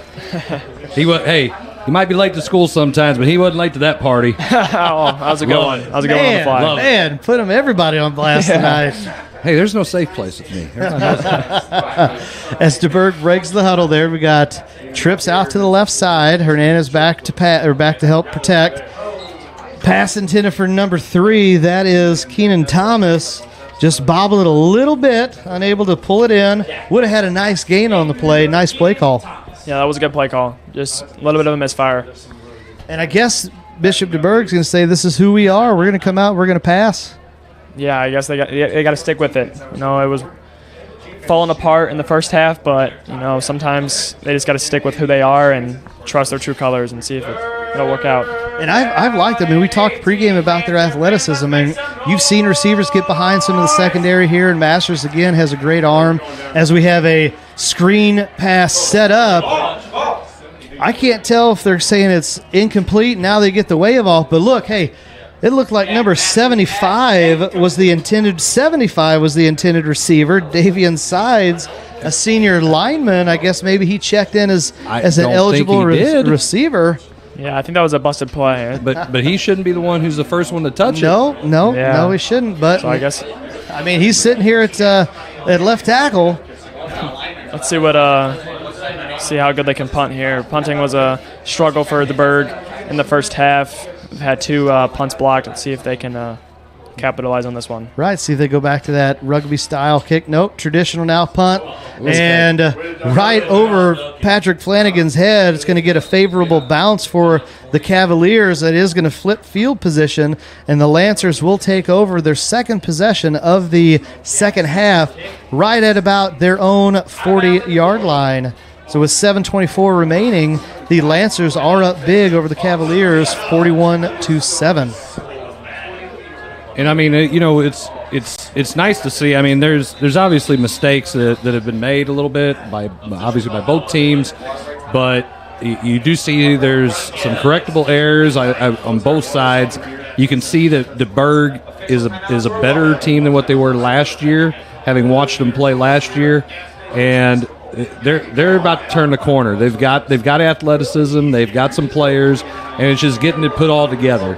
And for those kids, you never want to see kids go through a long losing streak like that. You want them to experience some success, and I think this is the year that they're gonna break away from that. I think they're gonna get over the hump. Yep, exactly. I mean, again, you talk about the athletes on the skill positions across the field. Again, another at least a dual threat, if not tri-threat athlete, and the senior quarterback also is a baseball player. So as we get the stoppage in play again for the mandated official water timeout, Will, are you enjoying your time right now? I am. I'm enjoying this a lot. It's been quite the experience. Very fun. A lot to learn from. Hey, we've enjoyed having you. I think you've done an awesome job so far here, and maybe Coach Miller, we can talk him into maybe doing some play-by-play in the fourth quarter. We'll see how that goes, huh? I don't know. I mean, he's got to get out there on that limb, man. He can't be worried about it. Everybody watching this game, all three of them. I don't know if there's three or not. We all want to see kids succeed. That's kind of why we get into coaching. That's why we root for high school athletics, and we want to see you do well too. So nobody here is going to fault you. I'm just throwing you. I put everybody on blast. You didn't figure this out yet or what? It's okay. So the Lancers have a false start here. Looked like out of the timeout they were going to maybe try and go on a different snap count, but multiple Lancers there in on the false start penalty. That'll bring them back 5, and it'll be a 1st and 15 at their own 35-yard line. As you're up big, Will, let's get your opinion on this. Do you say it's only week 2, let's just keep basic vanilla plays, or do you say let's go kind of in our bag and maybe do some razzle-dazzle? I think they can do some razzle-dazzle. Everything's been working for them so far. So I feel like it's a perfect time to bring out some play calls, maybe get some of the younger guys in here, get them some experience, and just keep doing what they're doing. I mean, you want to get to that point where you can start getting some of those guys out of the game. Mm-hmm. Yeah, it's just not quite there yet. Not yet, and you know what's going to wind up happening after DuBourg for the Lancers? They're going to start a 3-week streak of conference play in the I-55 conference. They're going to have Grandview, Jefferson R7, and Herculaneum, all 3 rival schools. As we have Bolt, number 32. With his first carry of the game, that is Thomas Bolt. He's a 5'9 junior, running back, defensive back, and we have a player down, and so we will take an injury stoppage here as maybe it's cramps and as he is up off of his feet, which is always a good sign. Yeah, that was a big tackle he got over there, and looks like just maybe cramping up a little bit. So our first attempt to see Bolt run the ball, and we kind of were talking about this in pregame and even before. There are just a lot of skill position players for the Lancers this year. Yeah, I would agree. They have skill all over the place, and everybody has a role in this team. And the teams surprised me really a lot. I'm at a loss for words of how much they've surprised me from last season to this season. They really have, and there's some guys here that we've talked about them on defense, but haven't yet talked about them on offense yet. A guy that comes to mind is a sophomore, Danny DeGear. He's been playing end, outside backer. As we get a pass attempt here, caught by the fullback, number 9, Dawson Literal, and by the looks of the spot, it's going to be good enough for a first down. And we just see again, kind of open up a little play action pass, roll out to the right side.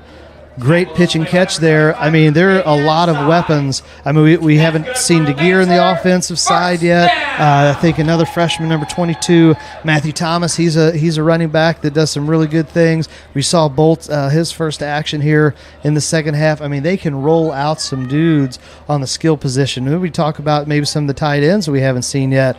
As we get a handoff here, looks like to Justin Lane.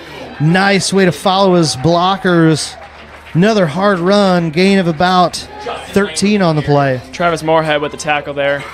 had to go low on Justin, and you're not gonna tackle him up high. You got to go low. You're right. If you try and tackle him up high, you're just you're getting stiffed on right to the helmet. He might just carry you, throw you on the back, and just take you on like just camel carry all the way down to the end zone. Have to get the license plate on that truck, huh? Oh, no kidding. As we get a counter play to Bolt. Still on his feet, going up the left side, cuts it back at the middle, and he's going to go all the way. Nice cutback. Thomas Bolt leaving two different defenders breaking ankles, and great celebration. Instead, that's going to be a flag. So you do get a touchdown by Thomas Bolt. I'm not going to fault him because I'm going to assume that's probably his first varsity touchdown, and he's excited, Coach. What a heck of a run, Will. That was a highlight reel play. He eluded defenders, cut inside on the right time, and he had some flair there. He took off. Man, you talk about just that cutback as we're kind of getting to see on the replay. Man, put his foot in the ground, turn right up that left side. So that as the official makes the call, we do have the touchdown is good. Then after the play, unsportsmanlike conduct on the Lancers. So I'm assuming that'll be on the ensuing kickoff as we have the point after attempt, again by number 2, that is Connor Meffin. This is his first year playing as well, so. He came over, I believe, from soccer, is that correct? Half and half, yeah. Okay, dual sport athlete. Yep. Just played a game yesterday, and he's out here kicking the night. Point after attempt is no good. Had a good leg on it, just a little bit to the right. And so with 5:39 remaining in the third quarter, the Lancers pick up another score, and they go ahead 47-7. We'll go ahead and take a quick break. You're watching Between the Lines Friday Night Football. We'll be right back.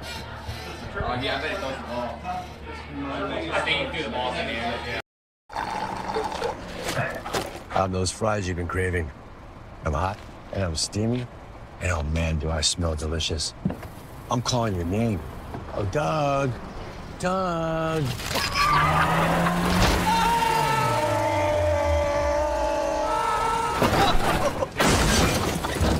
And if you don't have the right auto insurance coverage, paying for these repairs may be tough to swallow.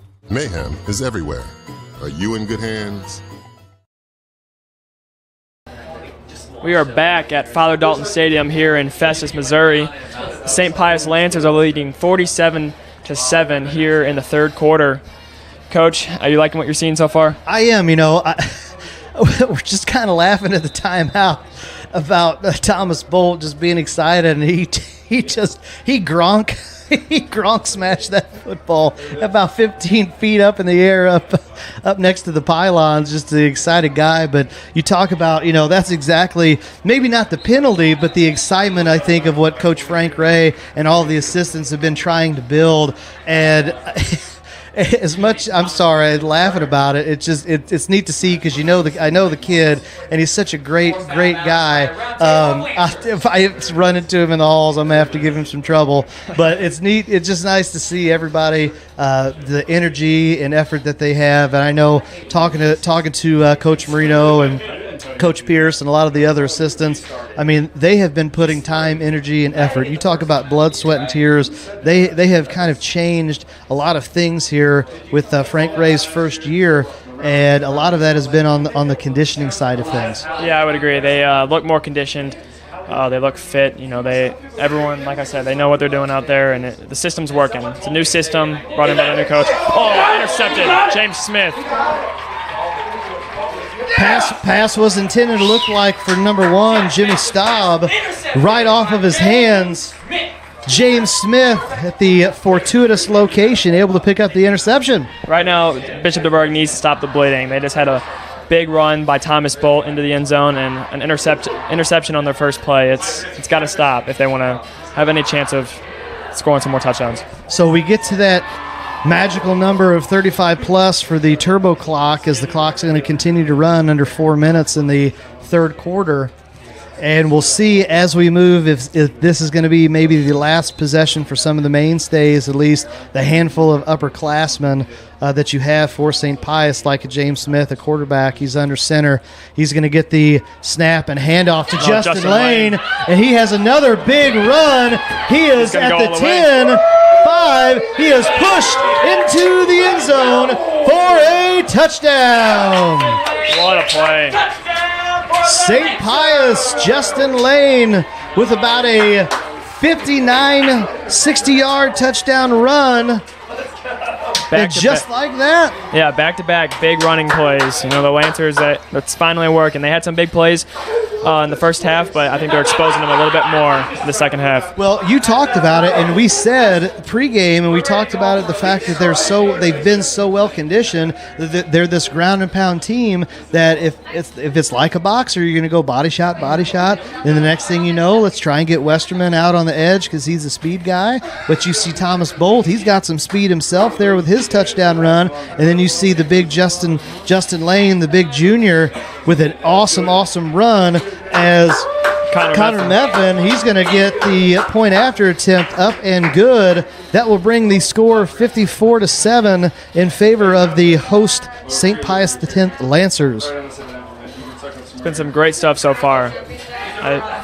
Looks like right now, as the players are lining up to on kickoff, it looks like they're bringing in some of the underclassmen into the game right now. So that's good to see that the coaching staff has the trust in the players to put them out there, and that they, like you said, they have some tough games coming up, and maybe don't want to get any injuries coming up. So what's so unique about this, Will, is the fact that they don't have, between the senior class and junior class, they have less than 10 total. They might only have 8 guys total. And there might, again, off the top of my head, they might have more than that, but for the most part, they have about 8 upperclassmen. So even when you do sub, you're subbing in freshmen and sophomores. They're already on the field playing in this ball game as Patrick Flanagan kicks it all the way into the end zone. It's going to be unique to see, hey, we're going to run out some more youngins as well. And so this gives and presents an opportunity really for both teams, maybe get some of these second, third string guys some offense and some defense and plays that's going to build their confidence, not only for maybe JV games, but also going forward on more Friday nights. Yeah, it's looking nice. Like you said it perfectly. It's giving them more experience and getting them more comfortable. So in the next couple of years, they're going to be, like we said, James Smith with a lot of experience and a lot of composure. Mm-hmm. And you see checking into the ball game for at least the first time I've seen a sophomore, number 79, Brevin Kunzel. He's kind of in at the nose position as we have another QB sack on the play by a host of Lancers there as Masters frustrated and slams the ball down. He doesn't get it as high as Bolt, so I guess he doesn't get the flag. Yeah, I guess so. I didn't get it quite 15 feet in the air. Matthew Thomas with a great tackle there. So as Masters walks back to the sideline, has his helmet off. Looks like we'll see. Subbing quarterbacks. Okay. Give him a break. I mean, after that, he had 4 or 5 Lancers just in right on the snap, right at him. And again, we talk about this is what Frank Ray and company wants to do with their defense. They're going to pin their ears back and say, come stop us. Yeah, they have pinned their ears back since the opening kickoff. I mean, it's been constant. Not many breakthroughs on the defense. The defensive side is a big improvement from last year. Yeah, and it's a lot of it is the mentality as we have a option play new quarterback in on the field. I believe that is number 2, that's Muhammad Diallo, a senior backup quarterback. So we'll see what he can do, able to pick up a few yards on the read option, and that'll bring up a 3rd and long situation for the Cavaliers with just about 90 seconds remaining in this third quarter. And Brevin Kunzel gets his first tackle so far of this game, and it was a good one. He got all the way over there.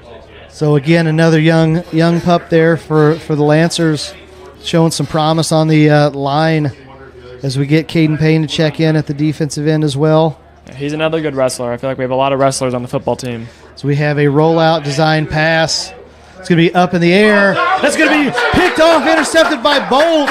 He's still in bounds and finally knocked out of bounds. What a play. He's having a game so far. He's made a good second half so far. He is, and he brought it all the way back inside the 10, so the Lancers will take over 1st and goal. We'll see if they're even able to get a play off before the end of the 3rd quarter, as the clock is going to continue to run under 45 seconds. See if they can do something. Great field position. Do you think they're going to run it, or are they going to pass it? Well, at this point, we've got some other guys coming into the game now, so. Yep, gonna have some of the young guys in. Will, if you want to see some numbers, since you got better eyes than I do, you can start calling out some guys maybe for both the Lancers and the Cavaliers. Looks like Cody Schaefer. This is one of the first times I've seen him on offense. He's been on the defensive side of the ball, but looks like he's hopping in at one of the running back positions, maybe for Dawson Littoral. I think we got a timeout by Bishop DuBourg. So with 24 seconds remaining, Lancers up big, 54-7. So we are going to take a quick break. You are watching Between the Lines Friday Night Football Edition, brought to you by Off the Rails Media. I'm those fries you've been craving.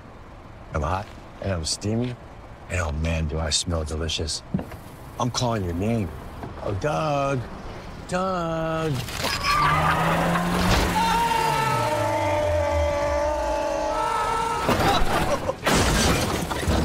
And if you don't have the right auto insurance coverage, paying for these repairs may be tough to swallow. Mayhem is everywhere. Are you in good hands? And we are back here at Father Dalton Stadium here in Festus, Missouri. St. Pius Lancers are leading 54-7 here in the 3rd quarter with 24 seconds to play. The Lancers have great field position to start off on this turnover. Right after that interception, good return. Thomas Bolt. Yeah, he made a great second effort play, bobbled it, and then was able to corral it. So you do have some young guys in. Look like Mike Moss, number 42, in a fullback. Can't see who's in on the carry, Will. Who was it? I couldn't see on the carry, but Danny DeGear is in at the QB position. Oh, Westerman in on the carry here. So we're going to have some other guys. I think I see a number 5. Nehemiah Colton. Nehemiah Colton checking in for the ball game. Looks like Kavion Townsend Flores is also checking in here for the Lancers. So that brings the 3rd quarter to a close with the Lancers up big, 54-7. So we will have the running clock per state rules after a 35-point lead. Clock is going to continue to run at all times other than timeouts and change of possessions. And Chris, as we go through this, I mean, if you're Coach Ray, you got to be happy. You got to be happy with how you responded from week 1 to week 2. Oh yeah, I mean, there was a lot of us. It just seemed like there was a couple of 1 step forward, 2 steps back in that first game against Clayton Brentwood, and you could see that it was a matter of time before they got it going. Mm-hmm. And I wish Coach Brown, can you shake my hand or give me a fist? There you go, man. We're on the air. I'm gonna call you out for that. What do you do? Hey, give me a That's right. As the Great job, we're in the press box here, and as several of the Lancer assistant coaches are kind of making their way down to the field so they can celebrate with their other coaches and players. This is what you like to see, a dominant performance for the home opener of week 2 here for St. Pius X. Even though it's 54-7, there's a lot of things that I think DuBourg has done well. Yeah, I agree. I think they've done a lot of things well. They've really, at first, they were trying. It was hard for them to complete plays on the offensive side of the ball, and they started finding that the middle of the field was wide open, and they kind of exposed that on the Lancers. Looks like Danny DeGear fumbled the snap, and he was able to fall back on it. Yeah, it looked like it's just kind of a fumbled exchange there. I think maybe intended for number 4, Brandon Shelp. DeGear able to pick it back up. Looked like maybe gained a yard or 2 maybe, as that's going to bring up a 3rd and goal. We'll call it right inside the 5-yard line. 4 yards, give or take. 4 and a 3rd. We got the specifics. The metric system maybe? I don't know. Stop it. Go back to Europe. All right, so we're going to let Will take over these duties here this fourth quarter. So, Will, you have at it. I'll just put in my 2 cents here. All righty. Danny DeGear with the snap. He rolls out left. Looks like he was able to get close. They wave him short. There is a flag on the play. So kind of another botched play. I mean, I think if that is one thing that you're going to critique, if you are Coach Ray, you're going to look at, man, we have had a lot of plays that we just have not run correctly. Yeah, I would agree. And some of them are questionable. They look like they're design plays, but you can definitely tell there's something a little off, not enough blockers on the opposite side. So there's a holding there against the Lancers as the clock's should be continuing to run. So that'll bring up a 3rd and goal from about the 15 yards or so. 15, yep. See if the Lancers can draw up something good here. At least get a little bit closer. Maybe they can go for it or send out counter meth. Maruski. This time on purpose. On purpose, okay. You have 68 freshman Jackson Jersinovic. He's checked into the ball game. Danny Gear with the snap, hands it off to number 4. Oh, quarterback keep. He faked everybody out.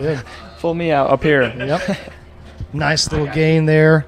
Gain of about 6-7 yards, so that brings it back inside the 10-yard line as we do have an injured player down for DuBourg.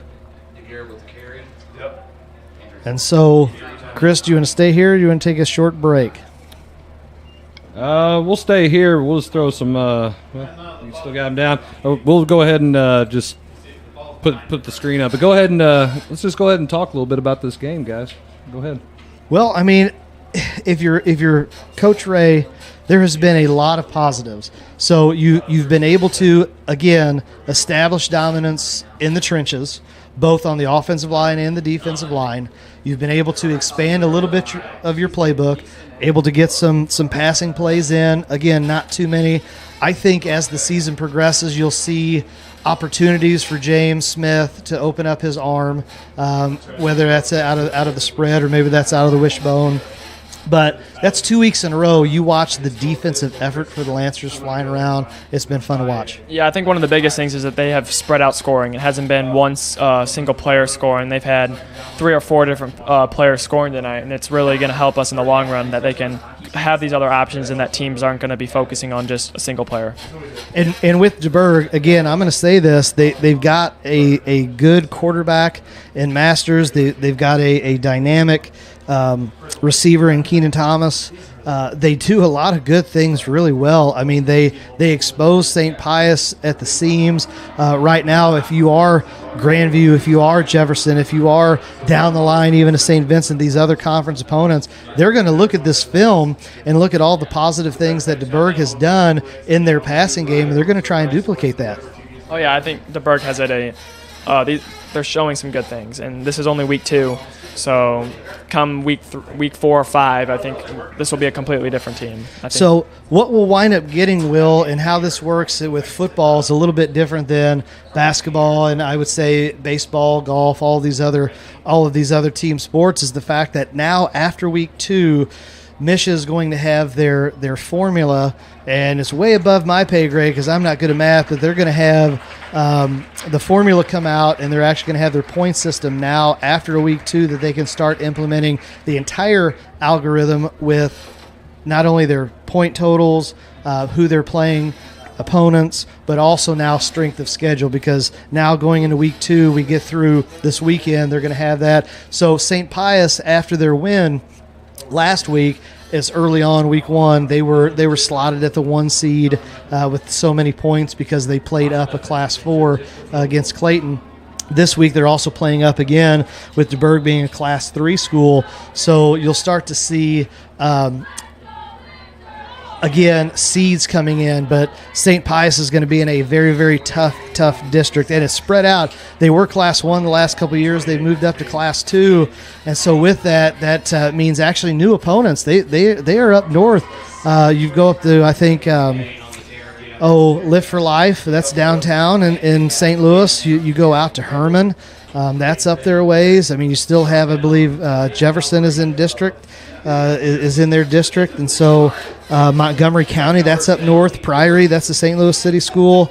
So they've got their work cut out for them. That's going to be a tough district. And Bishop DuBourg, being in that Class 3 District 2, they're going to have a lot of tough opponents as well. I would agree. And on that last play, the field goal, the snap was botched a little bit, and the DuBourg was able to get him down. Okay, it was a timeout for Bishop DuBourg. Let us get out of here. It's 54-7. So with 9:35 left to go in this ball game, as we kind of look and we can see the full moon that's just outside of the huddle camera view. Nice little full moon here. We start to see the end of this ball game as the Lancers are up big, 54-7. Let's see. What do you think DuBourg's gonna? Are they gonna keep the Masters out of the game, or it looks like he's off on the sideline right now? Yeah, I think after what he did, I get it. Being it's frustration. I mean, being a kid, you're competing. I mean, he's been running for his life for basically 3+ quarters. You get a little frustration, you throw the ball down like that. That's a no-brainer for him to have to sit out. I would agree. It's a confidence thing. It's a confidence thing. They need him for the other part of it is, I mean, at this point, you need to try to get some other guys some playing time. Make sure your starters don't have a situation where they could possibly get hurt. Yeah, I would agree. It's same for both teams. We've been saying how the Lancers are bringing in some youth, and I think it's time for DuBourg to do the same thing. As James Smith gets the interception, shoves the guy down. He's still going. Cuts back in. Touchdown. James Smith with the pick six. Intercepted by number 6, James Smith. Touchdown, Lancers! Big pick six there by senior safety number 6, James Smith. The mustache. It was the stash. Had some swagger on that one. He finished it with some style moves there. So as the Lancers will go for their point after attempt, Meffin looks like Meffin's back to try the extra point. You like to see it. Now maybe the defensive side, they can get some of the young guys in as well. Again, there's not that many upperclassmen, but you can kind of unload at this point. Yeah, in my opinion, you can unload on both sides of the ball. I would agree. It's time to just test out some of their plays, and it looks like the point after was good by Connor Meffin. So that'll bring the score 61-7. A lot has gone right for the Lancers tonight. I would agree. On both sides of the ball, they have done great things. Holding DuBourg to 7 points is really good, and the touchdown they scored was kind of a broken down play. It was a play none of us really expected late in the quarter, and they were all the way back on their goal line.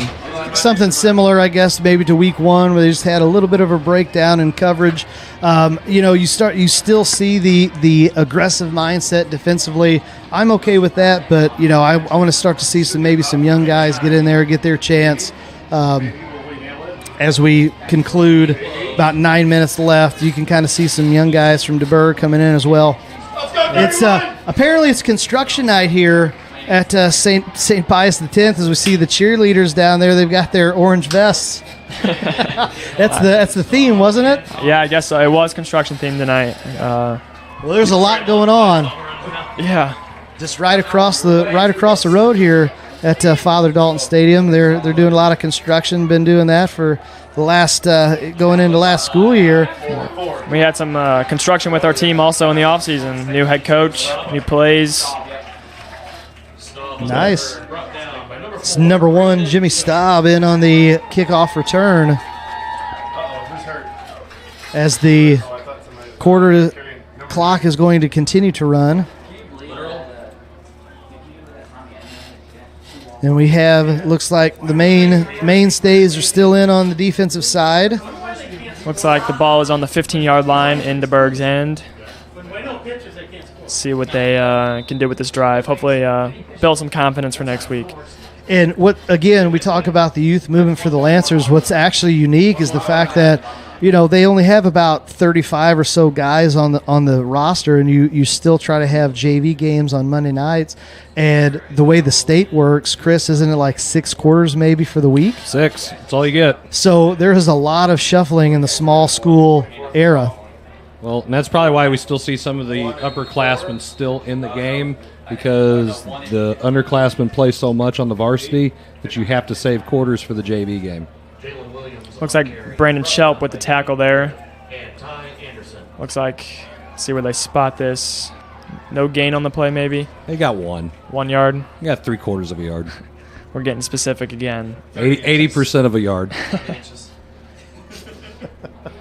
We have a lot of comics up here in this booth, I'm telling you. And I'm not one of them. For a change. I never am. I'm not funny.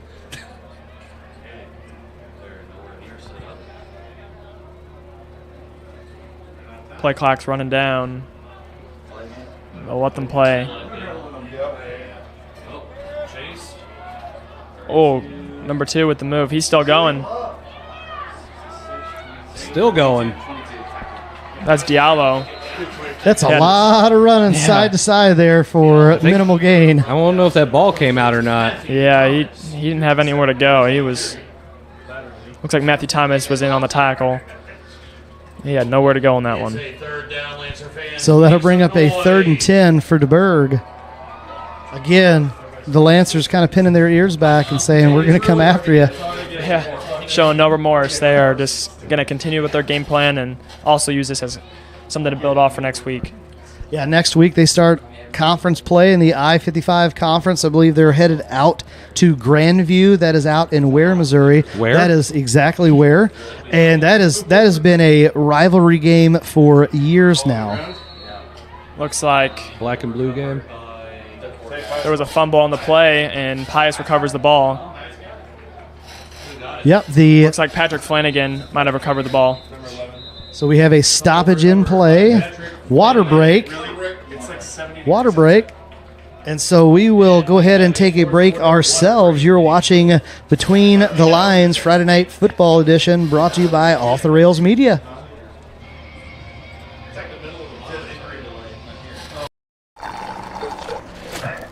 I'm those fries you've been craving. I'm hot, and I'm steamy, and oh man, do I smell delicious. I'm calling your name. Oh, Doug. Doug.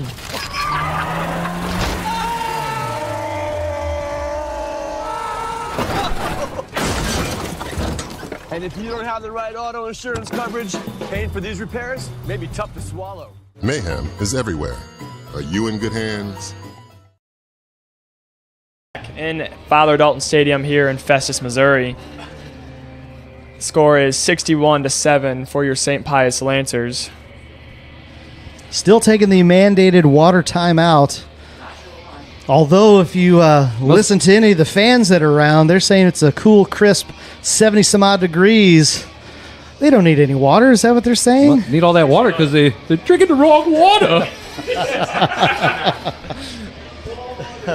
As now both teams break their huddle. H2O. St. Pius will take over. First and goal. Go ahead, tell us what's going on, Will. First and goal here for the Lancers. Danny DeGear will be receiving the snap from Alan Reed. See what play they're drawing up still in that same formation as earlier. Looks like Danny DeGear will keep it. Great blocks there, and he will gain 2 yards or more. Yeah, DeGear went down hard. Yeah, he did. That was a big tackle there. Looked good for a second, but Bishop DuBourg was all over that one. Now we get under 6 minutes, and I'm sure St. Pius is going to start milking the game clock there. I would agree. Keep running some plays, stay in bounds, and get this game over with, and have a good Labor Day weekend. Do want to say thank you to all the laborers and all of the workforces out there, all throughout our local area and throughout the country. Thank you for what you do. Busted play. Busted play again. Danny DeGear, he's running outside. He's got it. Touchdown, Danny DeGear. Another busted play, and they converted again. I'm going to say this. I'm beginning to think maybe it's not a busted play. Maybe it's by design. No, I play it. It's got to be.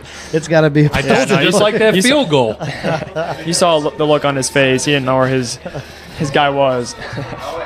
When you see that helmet turn right, left, and then they take off running, something didn't work out exactly the way it should have.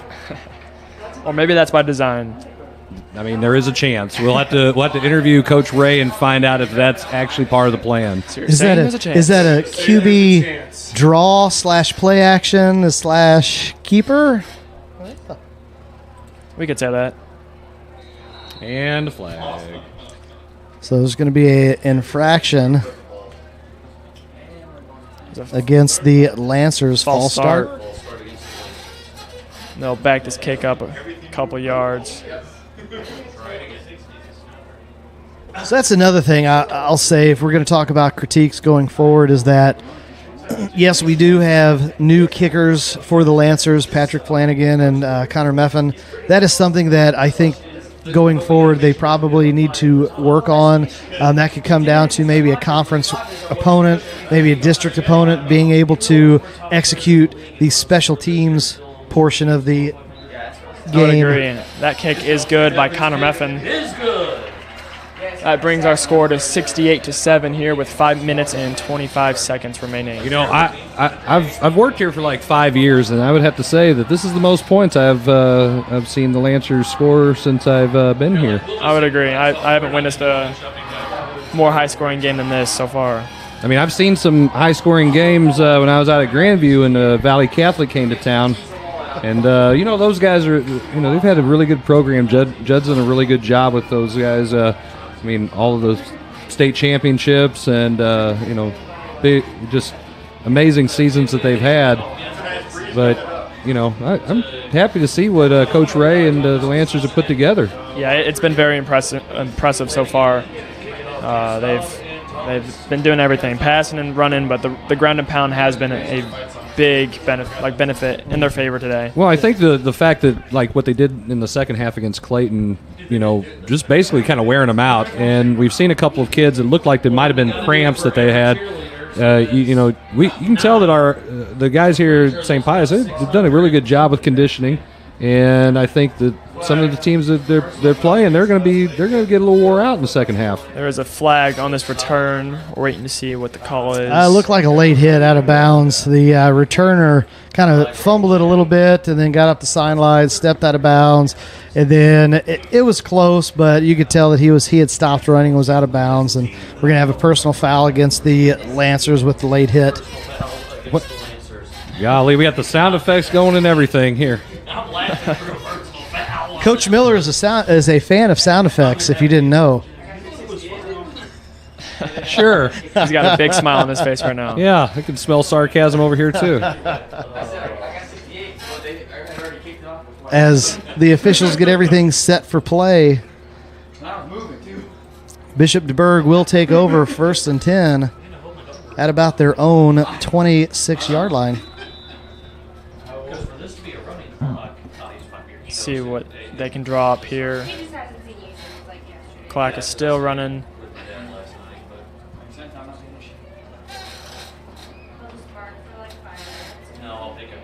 He's looking deep with the slant. Intercepted here by Dawson Literal. He is running out wide. Stiff arms one player and gets pushed out of bounds here right about the 10-yard line.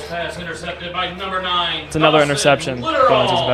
So you talk about the defense. Again, a lot of sacks on the QB. And now that's how many interceptions? Is that 3? 3. At least 3. Thomas Bolt had one. James Smith had a pick 6. And now Dawson Literal gets his first interception of the ball game. It's great stuff right there. Just wearing them down, like you said. The ground and pound was working. I think DuBourg, looking over on the sidelines, they're tired. And on the field, looks like they don't have many legs. Yeah, you can definitely tell that they're, unfortunately ready to get home here as St. Pius is going to take over. Looks like 1st and goal. Looks like Danny DeGear will take the snap. Lots of young guys from Broken play again. There it is, 42. hands the ball off to 42. Great cut. A touchdown for number 42, Mike Moss. Touchdown! In on the 10-yard scamper there. That was another, it looks like a broken play, but it worked out in the Lancers' favor. Off these broken plays, you haven't seen many turnovers. You know, the quarterbacks haven't been panicking, throwing passes they'll regret. They've been smart with the ball. I think they've handled it a lot better. Now, people are going to look at this ball game, look at the score, and say, do you think St. Pius was running up the score and doing the ball game? I'm going to say no, because Bishop DuBourg has elected to continue to pass the ball. And so instead of saying, you know what, let's run the clock out and let's get home, lick our wounds, and maybe kind of go over some things, they've elected to continue to pass, and that has led to multiple turnovers deep inside their own portion of the field, and so that's just kind of what's happened here, unfortunately. And the point after the touchdown was blocked. 3 minutes and 52 seconds remaining here at Father Dalton Stadium. The Lancers are up 74-7. Cheerleaders getting their jumping jacks in, but Coach Marino and Coach Pierce of the wellness department ought to be happy with them, because they've been training them since early on. Yeah, they have. All those Metcons. Metcons come in handy. Yeah. The kids won't admit it, but they come in handy. A lot of good things happening here at the campus of St. Pius X High School in Festus, Missouri. Right now, we're staring down the score of a 74-7 shellacking of the DuBourg Cavaliers. Chris, any scores that maybe you can give us an update on? Kind of working here, bud. Okay, well, all right, checking your phone. All right. Looks Another like botched return. Recovered good, though. Number one. Scores. There you go. One. Oh, hold on. Blow the whistle. Finally blow the whistle, guys. There we go. There we Number go. one was stopped by number one, Danny DeGear. And we have a player down. And you know what? I'm going to say that's probably on the officials, because they didn't blow the whistle in time. I would agree. We're going to go ahead and go to commercial break. We'll be right back. You're watching Between the Lines Friday Night Football on Off the Rails Media. I'm those fries you've been craving. I'm hot, and I'm steamy, and oh man, do I smell delicious. I'm calling your name.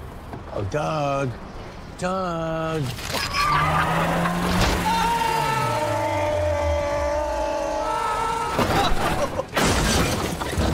And if you don't have the right auto insurance coverage, paying for these repairs may be tough to swallow. Mayhem is everywhere. Are you in good hands? And we are back. The St. Pius Lancers are leading the Bishop DuBourg 74-7 with 3 minutes remaining here in the game. Big hit there. Looked like number 7, Kavion Townsend. Nice stop on the QB keeper. Kavion has never played football before. But he went to St. Pius. He's a freshman and said, I'm going to try it, and I think he's having some fun. Get in on a Friday night and gets a varsity tackle. Good one, too. That quarterback wanted to go right through him. So that'll bring up 2nd and 4 for the Cavaliers. Clock's continuing to run here. The Lancers still have some younger guys here and on the defense, backed up by some of the core varsity players. You do have number 36, Connor Robertson, checked in for the ball game for the first time. Oh, a late hit there on the play.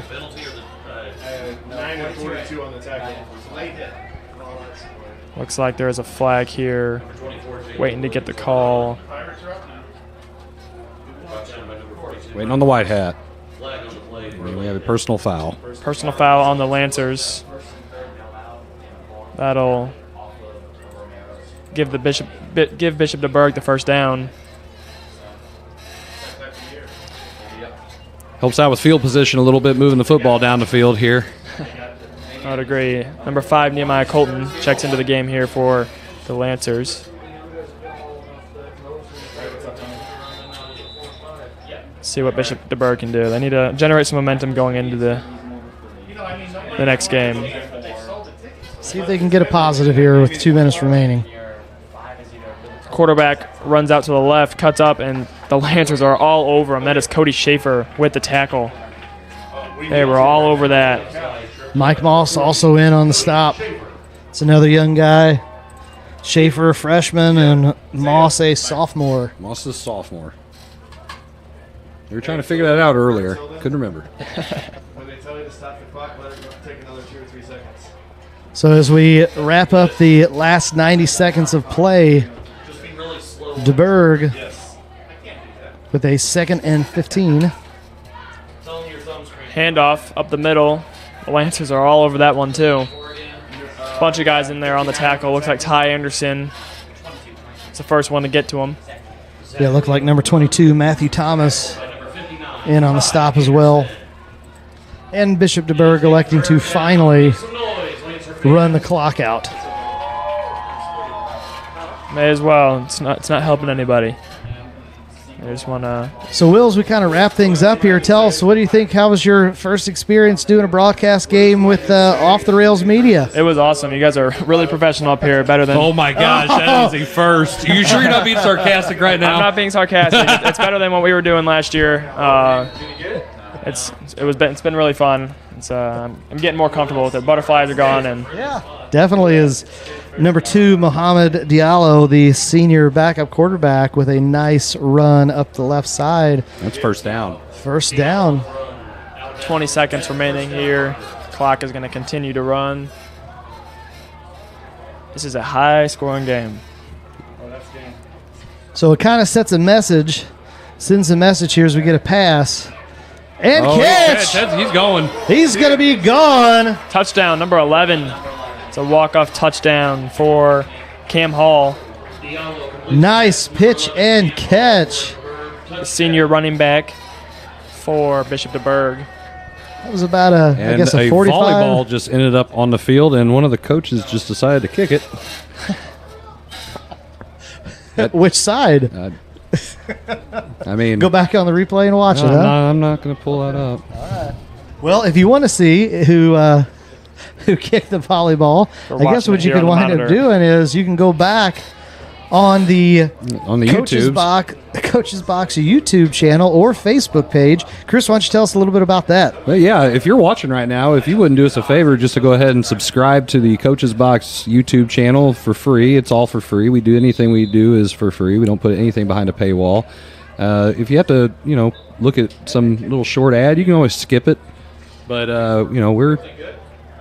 hang on, we're waiting to see if the field goal is good. The field goal is good. My brothers, and brings the score to 74-14. We got a couple seconds left. I know our unofficial clock here is not the same. There we go.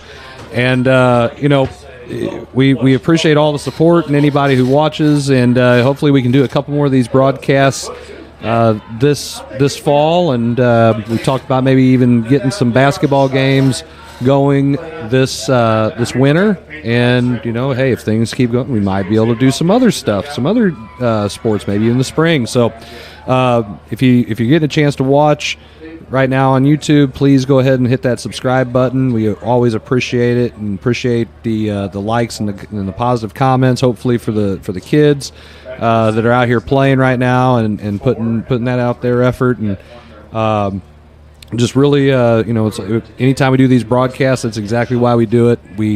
Any of our sponsors, again, we have extremely cheap sponsorship because we're trying to support all the local small businesses here, and $25 a month, you can't beat that anywhere, not even at Walmart, and especially not even at McDonald's. Not in this economy, you can't. So anyway, appreciate everybody that's supported, and thank you guys for tuning in and watching.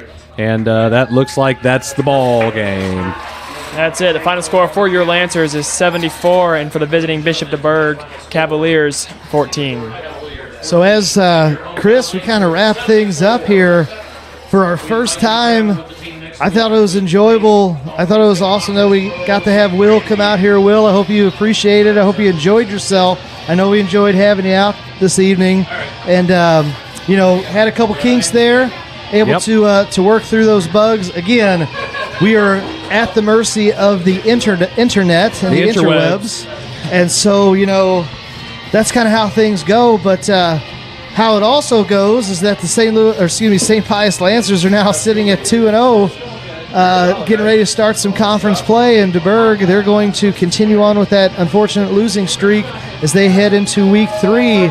And so, Chris, I guess we'll go ahead and sign ourselves out here for Coach Chris Miller and Senior Will Becker at St. Pius X High School. I am Zach McVey. You have been watching Friday Night Lights, Friday Night Football Between the Lines, brought to you by Off the Rails Media. Thank you, guys. Good luck the rest of the year.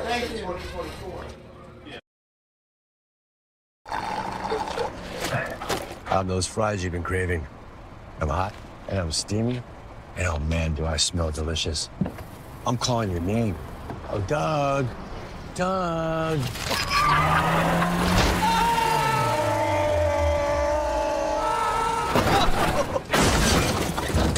And if you don't have the right auto insurance coverage, paying for these repairs may be tough to swallow. Mayhem is everywhere.